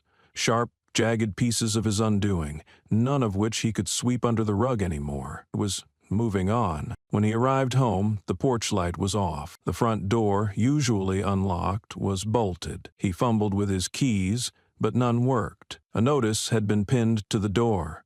"Property under review for ethics reassignment." Below that, in red, "Access restricted, pending clearance." No signature, no courtesy, just another ghost protocol. He slumped onto the porch step, letting the paper fall from his fingers. This house had once been his kingdom, the yard a stage where neighbors waved, and he waved back like a monarch receiving praise. Now, it was just an empty monument to the illusion of permanence. He had not just lost his position, he had been erased from the structure that once upheld him. His phone buzzed. One unread message.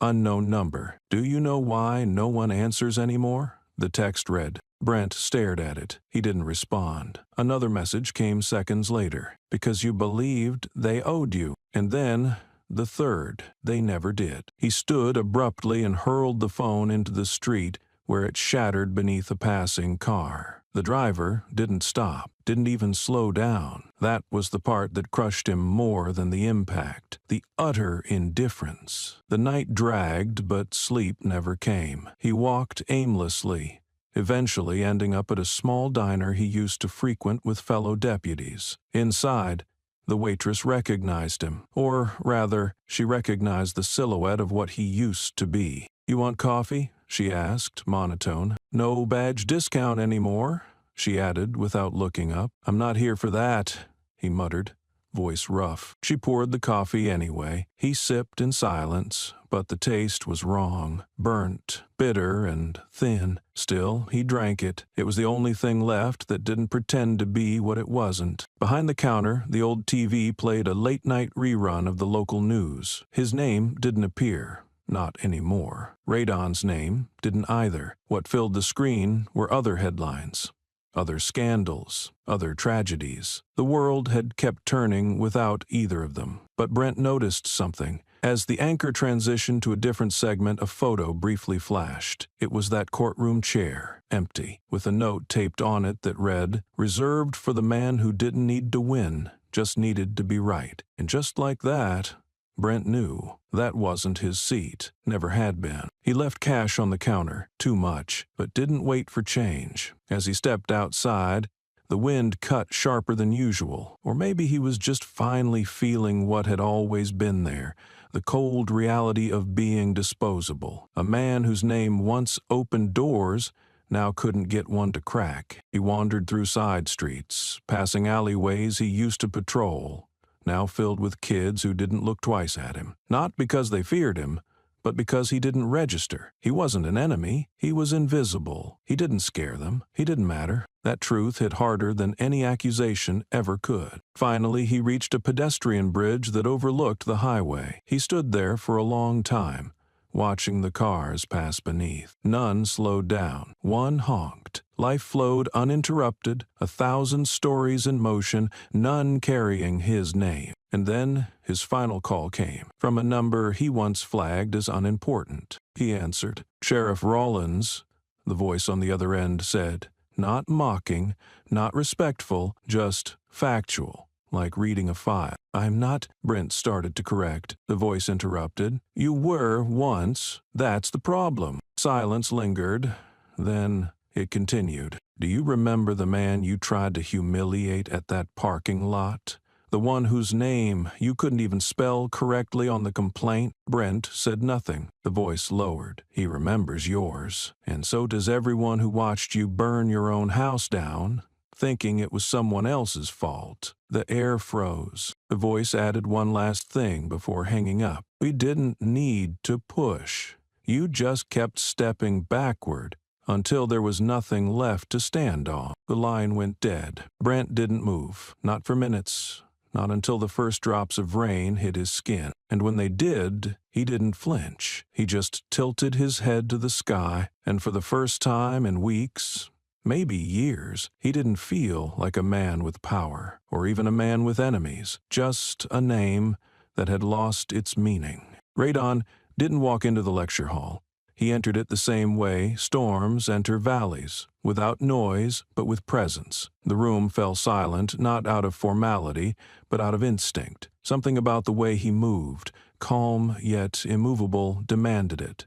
No lights flashed, no applause erupted, just chairs creaking as students sat straighter. Some had watched the headlines unfold like a national morality play. Most had never seen him in person. Now he stood there, not as a man who had won, but as one who had endured. He placed a single black notebook on the table in front of him, its cover worn, edges curled, as if the contents had burned through the paper over time. He didn't open it. He didn't need to. It was a symbol. Silent, yet louder than any speech he could deliver. His hands rested on either side, fingers relaxed, eyes scanning the young faces staring back, full of law, full of ambition, full of naivete that justice and correctness were the same. "There are files," he began, voice measured, deep, without ornament, "that shouldn't be finished by the one who started them." The words didn't echo, they landed. Each syllable carried weight, as if poured in lead. He didn't talk about the hearings. He didn't need to relive what had been replayed 1,000 times on screens across the nation. He didn't say Brent's name. That name had long since detached from meaning, floating like dust through legal documents and disciplinary reviews. What mattered now wasn't the fall of a man. It was the integrity of a system that allowed a man to stand when he shouldn't have, and the will it took to make that system look in the mirror. "I'm not here to recount what happened. The record does that already," he said, calm as steel. "I'm here to tell you what the record doesn't, what it cannot, and what it must never forget." Chairs didn't creak anymore. Breath was held, as if it were improper to exhale during truth. He stepped from behind the table and walked slowly along the front row, the black notebook untouched behind him. "You will enter a world where law is wielded like a sword and sometimes sold like a trinket, where people in uniform confuse duty with dominance, and where silence is mistaken for guilt or surrender." A few students blinked, others froze, and some scribbled, but none looked away. "I want you to understand one thing. The law is not a fence. It is not meant to keep people out or lock ideas in. The law is a mirror, and what it reflects depends on who's standing in front of it and whether they dare to look." He paused, then returned to the desk, lifted the notebook slowly, and turned it over once in his hands. "This is not a story of revenge," he said, his voice tightening like the draw of a bow. "Revenge is easy. It's loud. It satisfies quickly and burns out faster. This, what we did, was justice, and justice takes time, patience, restraint, clarity. You don't light fires with justice. You reveal what was already burning." He set the notebook down once more, this time angled toward the audience, like an unopened confession daring to be read. "There was a man," he continued, not naming him, "who believed the badge on his chest made him immune to consequence, who thought his name would shield him from scrutiny. He was wrong, not because of me, because of all the things he forgot about the law. That it doesn't kneel, that it remembers, that it never needed to shout, only to stand." Someone in the back coughed, quickly stifled. The air had turned dense. Students leaned forward, no longer for notes but for anchoring. Something real was moving through the room, and it wasn't in their textbooks. "You will be tempted," he said quietly, "to use your position for gain or ease or pride. Don't. Power isn't the ability to bend others. It's the ability to remain unbent when you are pressed. The moment you twist the truth to serve your comfort, you have already lost, even if no one else sees it, especially then." He let silence hang, not as punctuation, but as proof that silence, too, could convict. One student finally asked, voice cracking with both fear and reverence, "Did it change you?" Radon looked directly at him, not with superiority, not even with certainty, but with depth carved by years. "No, it revealed me. There was no follow-up. There didn't need to be." He stepped away from the desk again, walked toward the windows at the edge of the hall, looked out for a brief second, as if searching for someone only he could see, then turned back. "When I started, I believed in people," he said, "and when it ended, I still did. But I stopped believing they all deserved to lead. That takes more than the title. It takes weight. If you want to carry the law, you better be strong enough to carry what comes with it." The notebook stayed closed, and that was the lesson. The hum of thoughts unspoken remained frozen in the absence he left behind. No one moved for nearly a full minute. It wasn't just respect. It was the weight of something unteachable sinking into their bones, something no syllabus could prepare them for. One by one, students looked at each other, as if searching for confirmation that they had all just witnessed the same truth. Near the center row, a student leaned forward and whispered, "He never even raised his voice." Another nodded. "He didn't need to. It was like the room bent around him." Still others fixated on the notebook. Some debated whether to walk up, whether to touch it, or whether to open it, but none dared. It felt sacred, or cursed, depending on how much integrity they carried inside them. The one student who approached it stood a few inches away, hands behind his back, eyes fixed. Then he turned and walked away without lifting the cover. He understood. It wasn't meant to be read. It was meant to exist. That week, the law department circulated a recording of Radon's lecture, but no captions could fully convey the gravity. Students who hadn't attended showed up days later asking about the notebook, about the man who didn't have to say his enemy's name. Radon himself declined every interview request. He didn't return for a follow-up class. He didn't need to. His words weren't performance. They were precedent. Some students changed their thesis topics. One shifted from corporate tax law to judicial ethics. Another, originally intending to pursue patent law, started a petition to add a class on moral accountability in public service. A third began researching forgotten internal affairs cases, just to ask, what else did the mirror fail to reflect? But the one shift that mattered most wasn't academic. It was the moment a young woman, whose father had once been unjustly arrested under a false confession, stood before the dean's office, holding a copy of her intent to switch from litigation to public defense. When asked why, she simply said, "Because someone stood when they didn't have to," and it echoed. Meanwhile, Radon returned to his regular life, or the closest thing to it. He resumed his quiet routines, morning walks, private files, and a schedule void of podiums and applause. He answered a few calls and replied to fewer emails. The world might have been hungry for more statements, more declarations.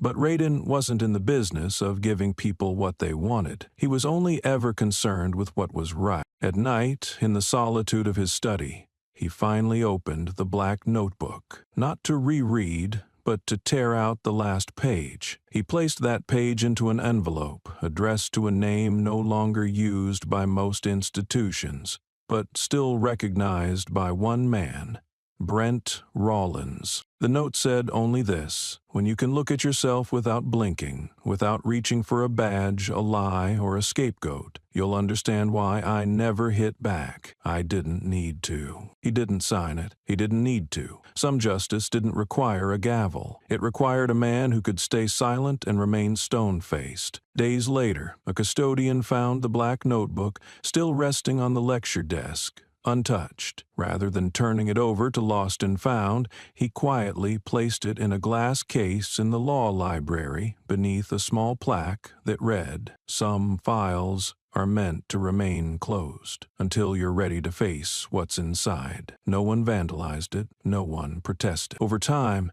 it became an unspoken rite of passage for students to sit beside it, not to open it, but to be reminded that silence could speak loud. One professor remarked that in all his years teaching, he'd never seen a lesson resonate without a curriculum. He didn't outline rules, the professor said. He outlined weight, and every student left carrying it. In another part of town, a quiet man closed his study window, folded a copy of a newspaper into perfect thirds, and set it aside. It had no headline about him, no photograph, but the smallest of footnotes read, "In related news, Radon Ellison declined further comment." And with that, the door behind him closed, without a lock, without a sound, and without the need to ever open again. Because when the truth walks in and leaves its imprint on the floor, no one needs to follow. They just need to see where it stood. Radon's silence spoke volumes in an era where everyone screamed to be heard. He didn't raise his voice, didn't reach for applause. He simply stood, breathing steadily, in a room full of future litigators who had expected more theater. But what he delivered instead was gravity. One student would later say it felt like hearing the law itself inhale, his presence unadorned, deliberate, disrupted something more permanent than noise, expectation. They'd expected stories, tricks, war scars from the courtroom. Instead, they got the measured cadence of someone who had walked through fire and come out without needing to show his burns. He asked them to put away their laptops, then placed the unopened black notebook on the podium like a boundary. This wasn't a session for note-taking. It was a moment to be lived. The law, Radon said, his voice low but clear, was not meant to protect your career. It was meant to protect the country from men who think their careers outrank their conscience. A few eyes lifted, a few pens dropped, no slides followed, no case citations, just presence and memory. The students, fresh-faced and primed for ambition, shifted in their seats, expecting the next sentence, hoping it would give them something to use. But Radon never gave tools. He gave perspective. "You will be asked," he continued, "to look away, to file the paper, sign your name, dismiss the breach. You'll tell yourselves it's not your place. That's the first rot. That's where you become the shield for the wrong name." There was no self-congratulation in his tone, no mention of Brent Rollins, No need to resurface the man's collapse. It wasn't necessary. Everyone in the room knew. The media had turned Brent into a warning label, but Radon refused to ride that wave. He let the silence carry the weight instead. There are victories, he said, that come without applause. When no one knows your name and you still did what was right, that's the kind you can live with. The classroom, packed tight, grew still in a way few legal lectures ever did. One girl in the front row had tears forming, not because he was poetic, but because he had just held up a mirror. That was his real lesson. The notebook he brought wasn't opened because it didn't need to be. It symbolized the restraint he had lived with for years. All the evidence shows he never used. All the leverage he never deployed. Power, he finally said, isn't the ability to strike back. It's the choice not to, even when you can. Students didn't take selfies afterward. No one asked for signatures. He left the room exactly as he'd entered, without ceremony. But they sat for several minutes longer, unsure whether to leave, unsure if the class was even over. Some stared at the notebook. Some stared at the spot he'd stood. One student muttered under his breath, "I feel like we were just judged." Outside the building, the media waited. They had followed him for weeks now, trying to spin him into a symbol, a moral icon, anything clickable. But Radon, as always, gave them nothing, not even a glance. He didn't believe in turning a man's fall into his rise. What mattered was the space left behind. The students, one by one, exited the building with quiet footsteps. Later, when asked about the talk, most would say they couldn't remember the exact words. But they remembered the stillness. They remembered the moment they stopped seeing law as something you use and started seeing it as something you protect. That evening, long after the building emptied and the lights were off, one janitor found the black notebook still sitting untouched on the podium. No name on it, no markings. Just a note tucked underneath it in tight handwriting. Let someone else carry the next truth. It wasn't signed, but nobody needed a signature. The professors left it on a shelf in the legal ethics library, where it quietly became part of the school's quiet legacy. Something whispered about more than displayed. Students would pass it and lower their voices.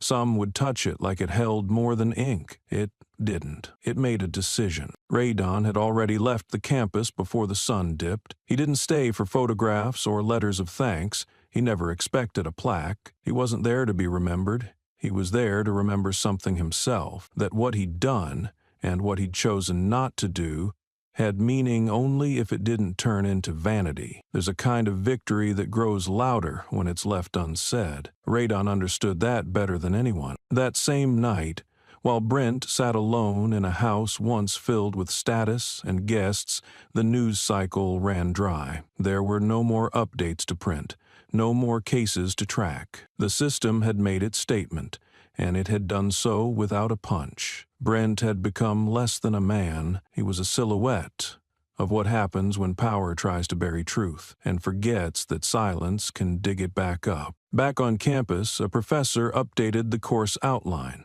A new module titled Ethical Resistance was added, and under the suggested reading it simply said, "Witnessing, not winning." Those who had sat in Radon's talk understood immediately. You didn't need to file a lawsuit to fight. Sometimes you only need to refuse to forget. Radon didn't retire from the law, but he withdrew from the spotlight completely. He handled pro bono cases, small ones. People with no money, no names, no power. He never advertised. Word just spread. When asked why he took them, he replied once to a clerk, "Because they still believe someone should listen." One day, a letter arrived from a student who had been in the back of that lecture hall. She wrote, "I watched your hands. They didn't shake. That taught me more than any verdict ever could." Radon didn't respond. He just folded the letter and placed it into that same black notebook, now back on his shelf, still unopened. Years later, when a new legal scandal broke out across the state, something involving yet another official with too much arrogance and too little truth, a journalist tried to track Radon down for a quote. She found his address, knocked, and waited. No answer. She slid her card under the door and left. What she didn't know was that Radon had been home the entire time, watching, not hiding, just choosing, again, not to speak. His silence wasn't weakness. It was discipline, a restraint more powerful than any headline. And by then, even the media had begun to understand. Some names didn't need to be repeated to be remembered. Some truths didn't need to scream to reshape the world. They just had to stand, quietly, like stone. The deletion wasn't announced with a bang. No press conference, no dramatic headlines. It arrived silently, like the flick of a switch in a backbend database. One minute, the name Sheriff Brent Rollins sat nestled within the digital records of federal commendations, retired officers, and cases resolved. The next, it vanished, as if it had never been typed. No alert, no error, just gone. Brent didn't know it at first. He was too busy clawing through old phone logs, dialing names he thought still owed him loyalty. Voicemail. Rejections. A polite decline from a man who once begged him for political backing, now claiming a shift in priorities. The cold shoulder of a world that no longer had room for the man he once was. Radon knew. He saw it as a quiet ripple in a very large pond. The federal ethics database, silent, impartial, absolute, had done what the court of public opinion could not. It erased not just Brent's name, but his imprint. It stripped him from ceremonial rosters, delisted his contributions from public records, and unlinked his case history from federal citation logs. He was now just former employee ID 247,893, record sealed due to ethical breach. Journalists jumped fast. Within minutes, headlines rolled in like tidewater. Sheriff no longer identified. Legacy deleted. The man whose past was vacuumed out. But none cut deeper than a single sentence posted by an intern on the DOJ's social feed. The badge holds no name. It no longer believes it. In a modest office in a quiet part of the city, Radon sat in front of a glowing screen. His face was calm, steady. The cursor blinked at the bottom of an email draft, addressed to the Office of Historical Law Archives. He typed slowly, purposefully. You do not need to credit me. Don't file me under whistleblowers or crusaders. Just note this for the record. No man has the right to sue against decency. Some truths don't belong to one name. They belong to everyone who refused to bow. He hit send, then closed the laptop. Meanwhile, Brent had finally managed to get through to an old contact, someone in admin he once yelled at in front of an entire shift for misfiling paperwork. The voice was flat, cautious. When he asked about his file, the response was clear. There's nothing left to send you. You've been de-indexed. Internal policy won't allow us to reverse it. You're off book now. He gripped the edge of his desk. His breath came shallow, erratic. You don't just erase a man, he growled. But you weren't erased, the voice replied. You were recorded, then rejected. There's a difference. Brent stared at the floor, rejected. The word clanged through his brain like a loose bolt in a steel pipe. For years he'd walked with swagger, convinced his name would outlive mistakes, outlast scandal, that he could spin perception faster than it could catch up. That was his great miscalculation, thinking legacy was a volume knob he could control. But this wasn't volume, it was silence. And silence was louder. By the time the news hit Radon's inbox, he didn't smile, he didn't react, just printed the notice, folded it neatly, and slid it into the back of a folder marked simply 20172-023 Rollins, one of the last folders he planned to keep. There was no catharsis, no celebration, only stillness. And in that stillness, justice breathed, not like a gavel striking wood, but like a page turning by wind. At the Federal Officer Alumni website, a moderator quietly removed Brent's profile. The comments section that once featured messages of respect, notes from rookies who idolized him, and badges of honor from partner precincts was replaced with a blank gray box. No profile currently exists for this officer. Someone tried to repost his name, tagging an archived quote from a community speech Brent gave back in 2016.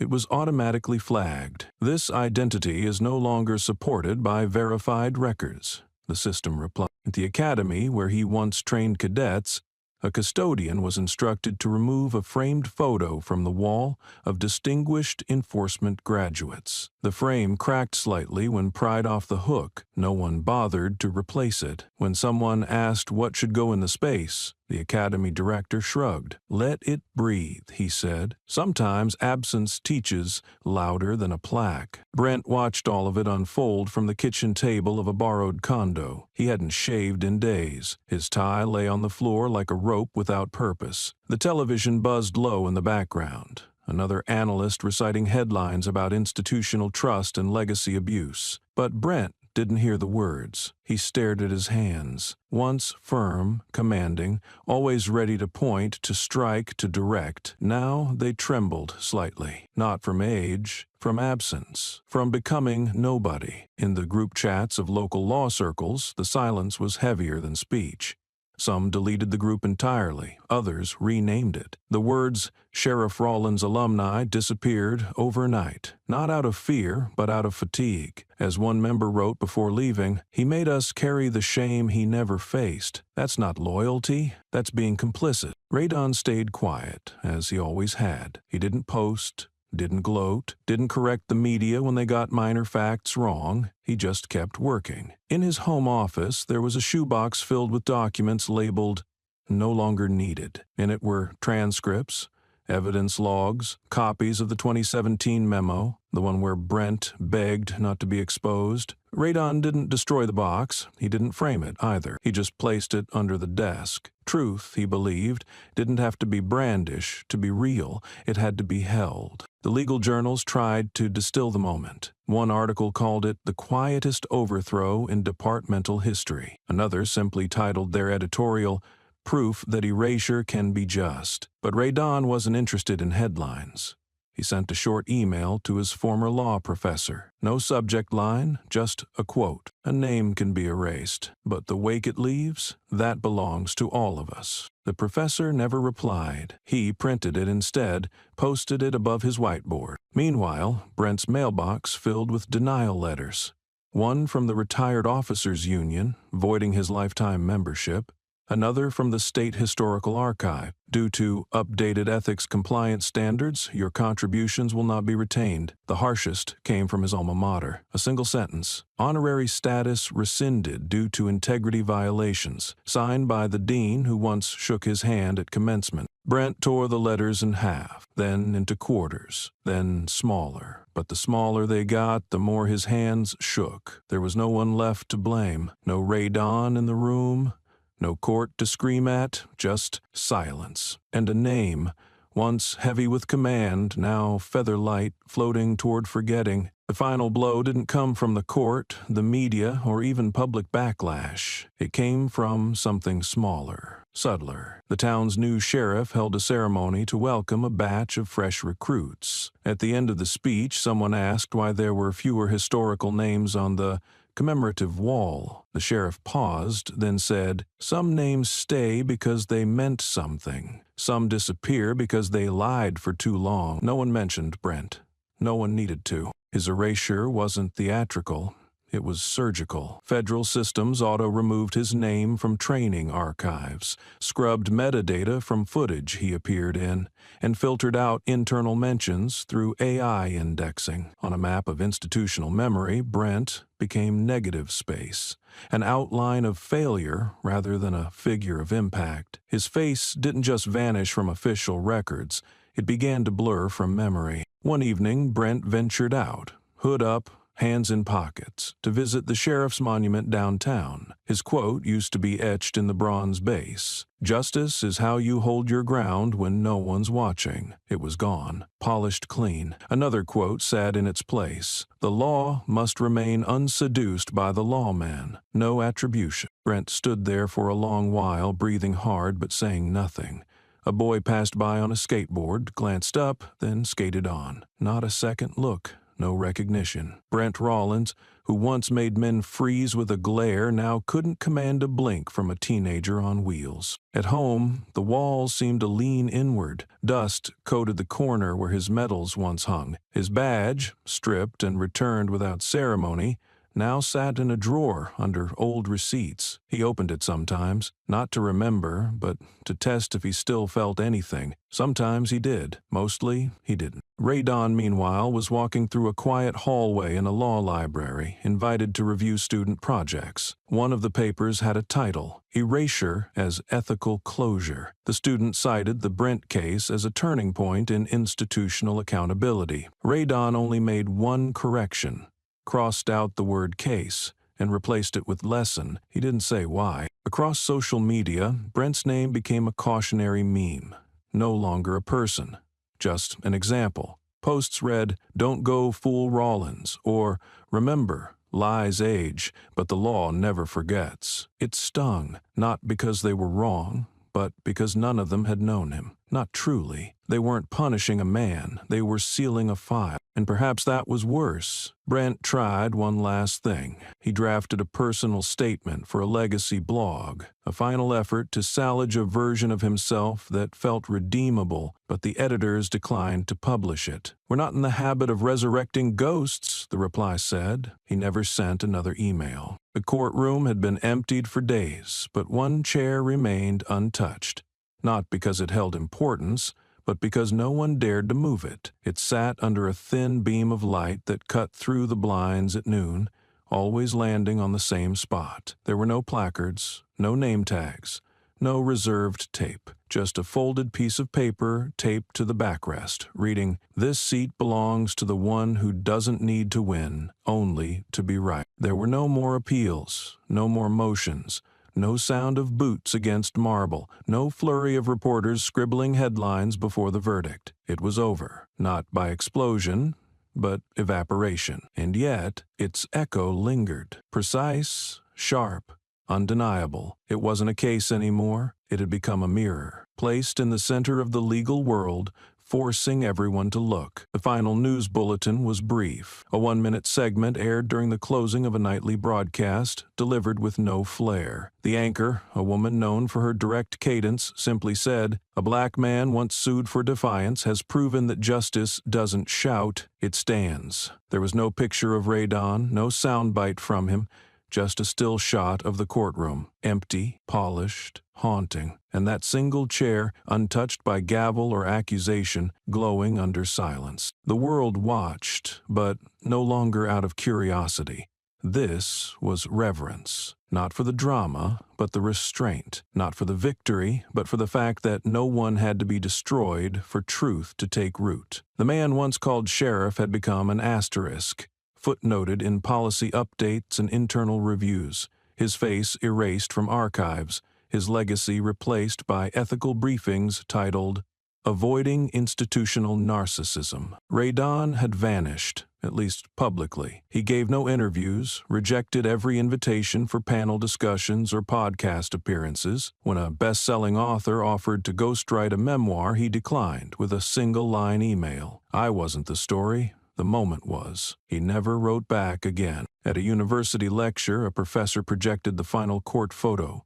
The screen filled with the image of that one chair. She turned to the class, asked, "What do you see?" Students replied with the usual, "Justice, absence, memory." She nodded, then added, "You're all wrong. That isn't a symbol. That's a seat for you. When the time comes, and it will, that's where you'll need to sit. Not to speak louder, but to be quieter and more certain than the noise around you." The quote went viral. In downtown, a mural had once been planned to celebrate notable figures from the precinct's past.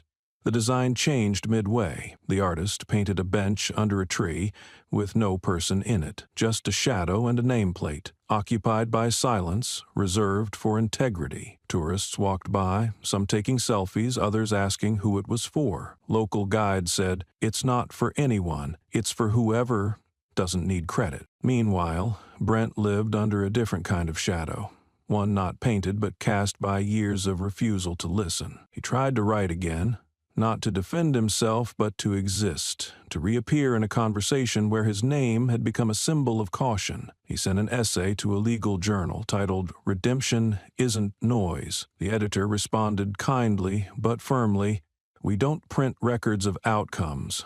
we print records, and yours has closed." He didn't reply. He never would. Radon spent his mornings walking through quiet places, university quads before classes began, courthouses before lights flickered on. He had no schedule, but he always moved with intention, the kind that didn't need to be announced. Sometimes students would catch sight of him near the edge of campus, dressed in charcoal grays, a satchel at his side, never stopping long enough for a conversation, just enough to show he hadn't disappeared, only stepped back into something deeper. One afternoon, a younger professor caught up to him in the archive hallway. "They still talk about it, you know, what you did." Radon didn't stop walking. "Then they've misunderstood it," he said. "I didn't do anything. I let something finish." The professor looked confused. Radon stopped, turned, and added, "Justice isn't what we press down. It's what we uncover when we stop holding the lid." Meanwhile, Brent's world had gone static. He didn't leave town, not out of dignity, but inertia. He told himself that staying showed courage, but the truth sat in the silence around his phone. No calls. No meetings. No one is asking for advice or demanding an appearance. His mailbox was mostly empty, except for 2 envelopes. One was a property reassessment from the city. The other, unsigned, contained only a photocopy of the courtroom photo with the note, "You were never meant to be the chair. You were the warning sign taped to the wall." He burned it, but not before his hand shook while holding the lighter. Elsewhere, in a seminar titled Judicial Ethics and Cultural Reckonings, a guest speaker pulled up a single slide, no bullet points, just that same image of the empty courtroom. He didn't talk about Radon. He didn't mention Brent. Instead, he told the class, "Every generation has a trial that becomes folklore, not because of who won, but because of who stepped aside. In this one, the loudest sound was made by someone who chose not to speak." The slide stayed on screen the entire session. An independent documentary was released online a few weeks later. It was called The Man Who Didn't Need to Be Named. It didn't show faces. It didn't use reenactments. Instead, it used actual courtroom sounds, footsteps, the creak of chairs, murmurs of a crowd. And at the end, it faded into that final shot of the courtroom, then black. No credits, no narrator, just a final subtitle. This was not a victory. This was a reminder. Millions watched. Most didn't know what to say. Radon received the link from a student. He didn't reply. He only saved it in a folder on his desktop labeled "Not Mine." The symbolism refused to die. Artists painted the empty chair in oil. Street poets dropped lines like, "He left the room, but the silence stayed." A spoken word contest ended with a 14-year-old reciting, "They tried to bury him but forgot. Truth doesn't rot." The judges gave her a standing ovation. And still, Radon said nothing. Even when a congressional ethics panel cited his case in a new reform proposal titled Leadership Without Limelight, he issued no statement. His name was printed in footnotes. His voice, however, was absent, as it had always been. Not out of fear, but clarity. To speak now would taint the lesson. To explain would make it personal, and that was never the point. Brent stood in front of a mirror, not to admire, but to remember who he used to be. The reflection didn't comply. It stared back without rank, without title, just a face. Older now, sunken with the weight of unasked questions. He tried to picture the badge on his chest, the radio on his shoulder, the sense of command in his step, but all of it felt like a borrowed costume, returned after the play ended, greases still visible from the packaging. One morning, he passed by a coffee shop and caught part of a conversation between 2 people reviewing mock trial footage. One of them pointed to a still image. This is the turning point, when the accused didn't flinch, and the accuser lost control. Brent knew the clip, knew it was him, knew it was Radon. He didn't walk in. He didn't confront. He just kept walking. But for the first time, his chest tightened, not from anger, but from absence. He was no longer feared. He was no longer cited. He was simply no longer. The legal world had closed its door. Quietly, without banners. His name, once stitched into committee rosters and departmental directories, now came up only in orientation packets, under Case Study, Avoiding Ethical Catastrophe. No picture, no bolded font, just a bullet point leading to the phrase, "This isn't about punishment, It's about precedent. Radon sat once more in the back row of a judicial ethics symposium, not as a speaker, but as an observer. A young woman on the panel said, "We keep asking who speaks for justice, but maybe we should ask who doesn't need to speak to be heard." The audience clapped. Radon didn't. He didn't need to. His applause had already echoed where it mattered. Through action, through stillness, through the refusal to retaliate with noise. Somewhere across the state, a new sheriff was sworn in. No flags, no parade. The local newspaper ran a small article. New leadership vows transparency, humility. A footnote in the corner noted, "First act, Commission on Post-Incident Accountability, inspired by a past oversight." No names were mentioned, but the shadow of what had been allowed to fester before was unmistakable. In a quiet law school courtyard, a bench was dedicated not to Radon, but to the principle he embodied. It bore a plaque.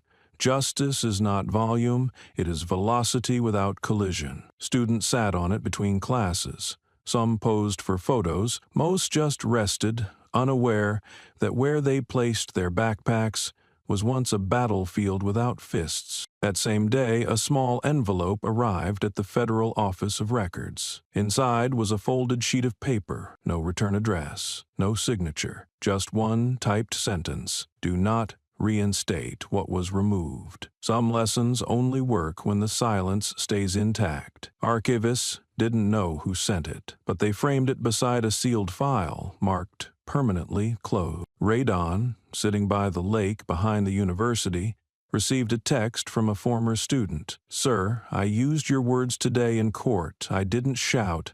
I just showed the law, and it stood on its own." He replied with only a dot. It was enough. Full stop, end of line, transmission received. And then there was just the chair, the one in the courtroom, the one no one ever dared remove. Time passed. Cases changed. Judges rotated. Cameras no longer lingered at the courthouse door, but that single chair remained. Cleaned, dusted, preserved.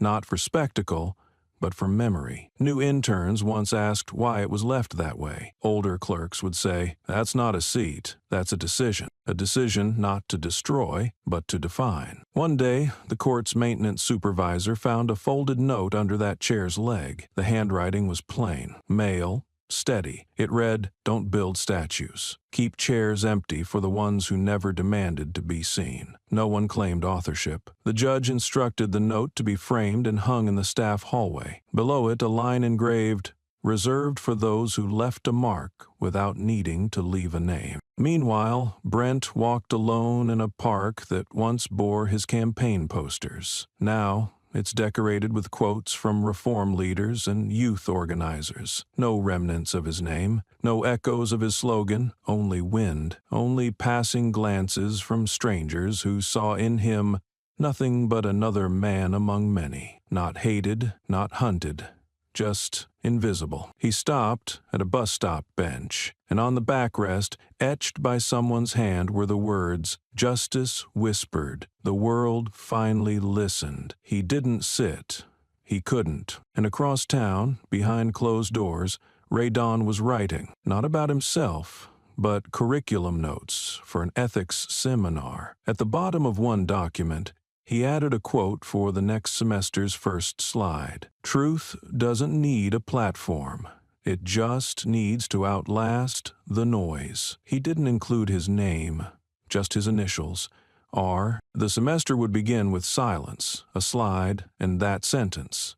No applause, no signature, just clarity. And so it ended. Not with a verdict, not with a gavel, not even with a speech, but with an image. An empty courtroom, one chair lit by late-day sun, a piece of paper taped to its backrest that read, "This seat belongs to the one who doesn't need to win, only to be right." Because the trial was never about guilt. It was about remembering what stillness can do and what silence, when earned, can say.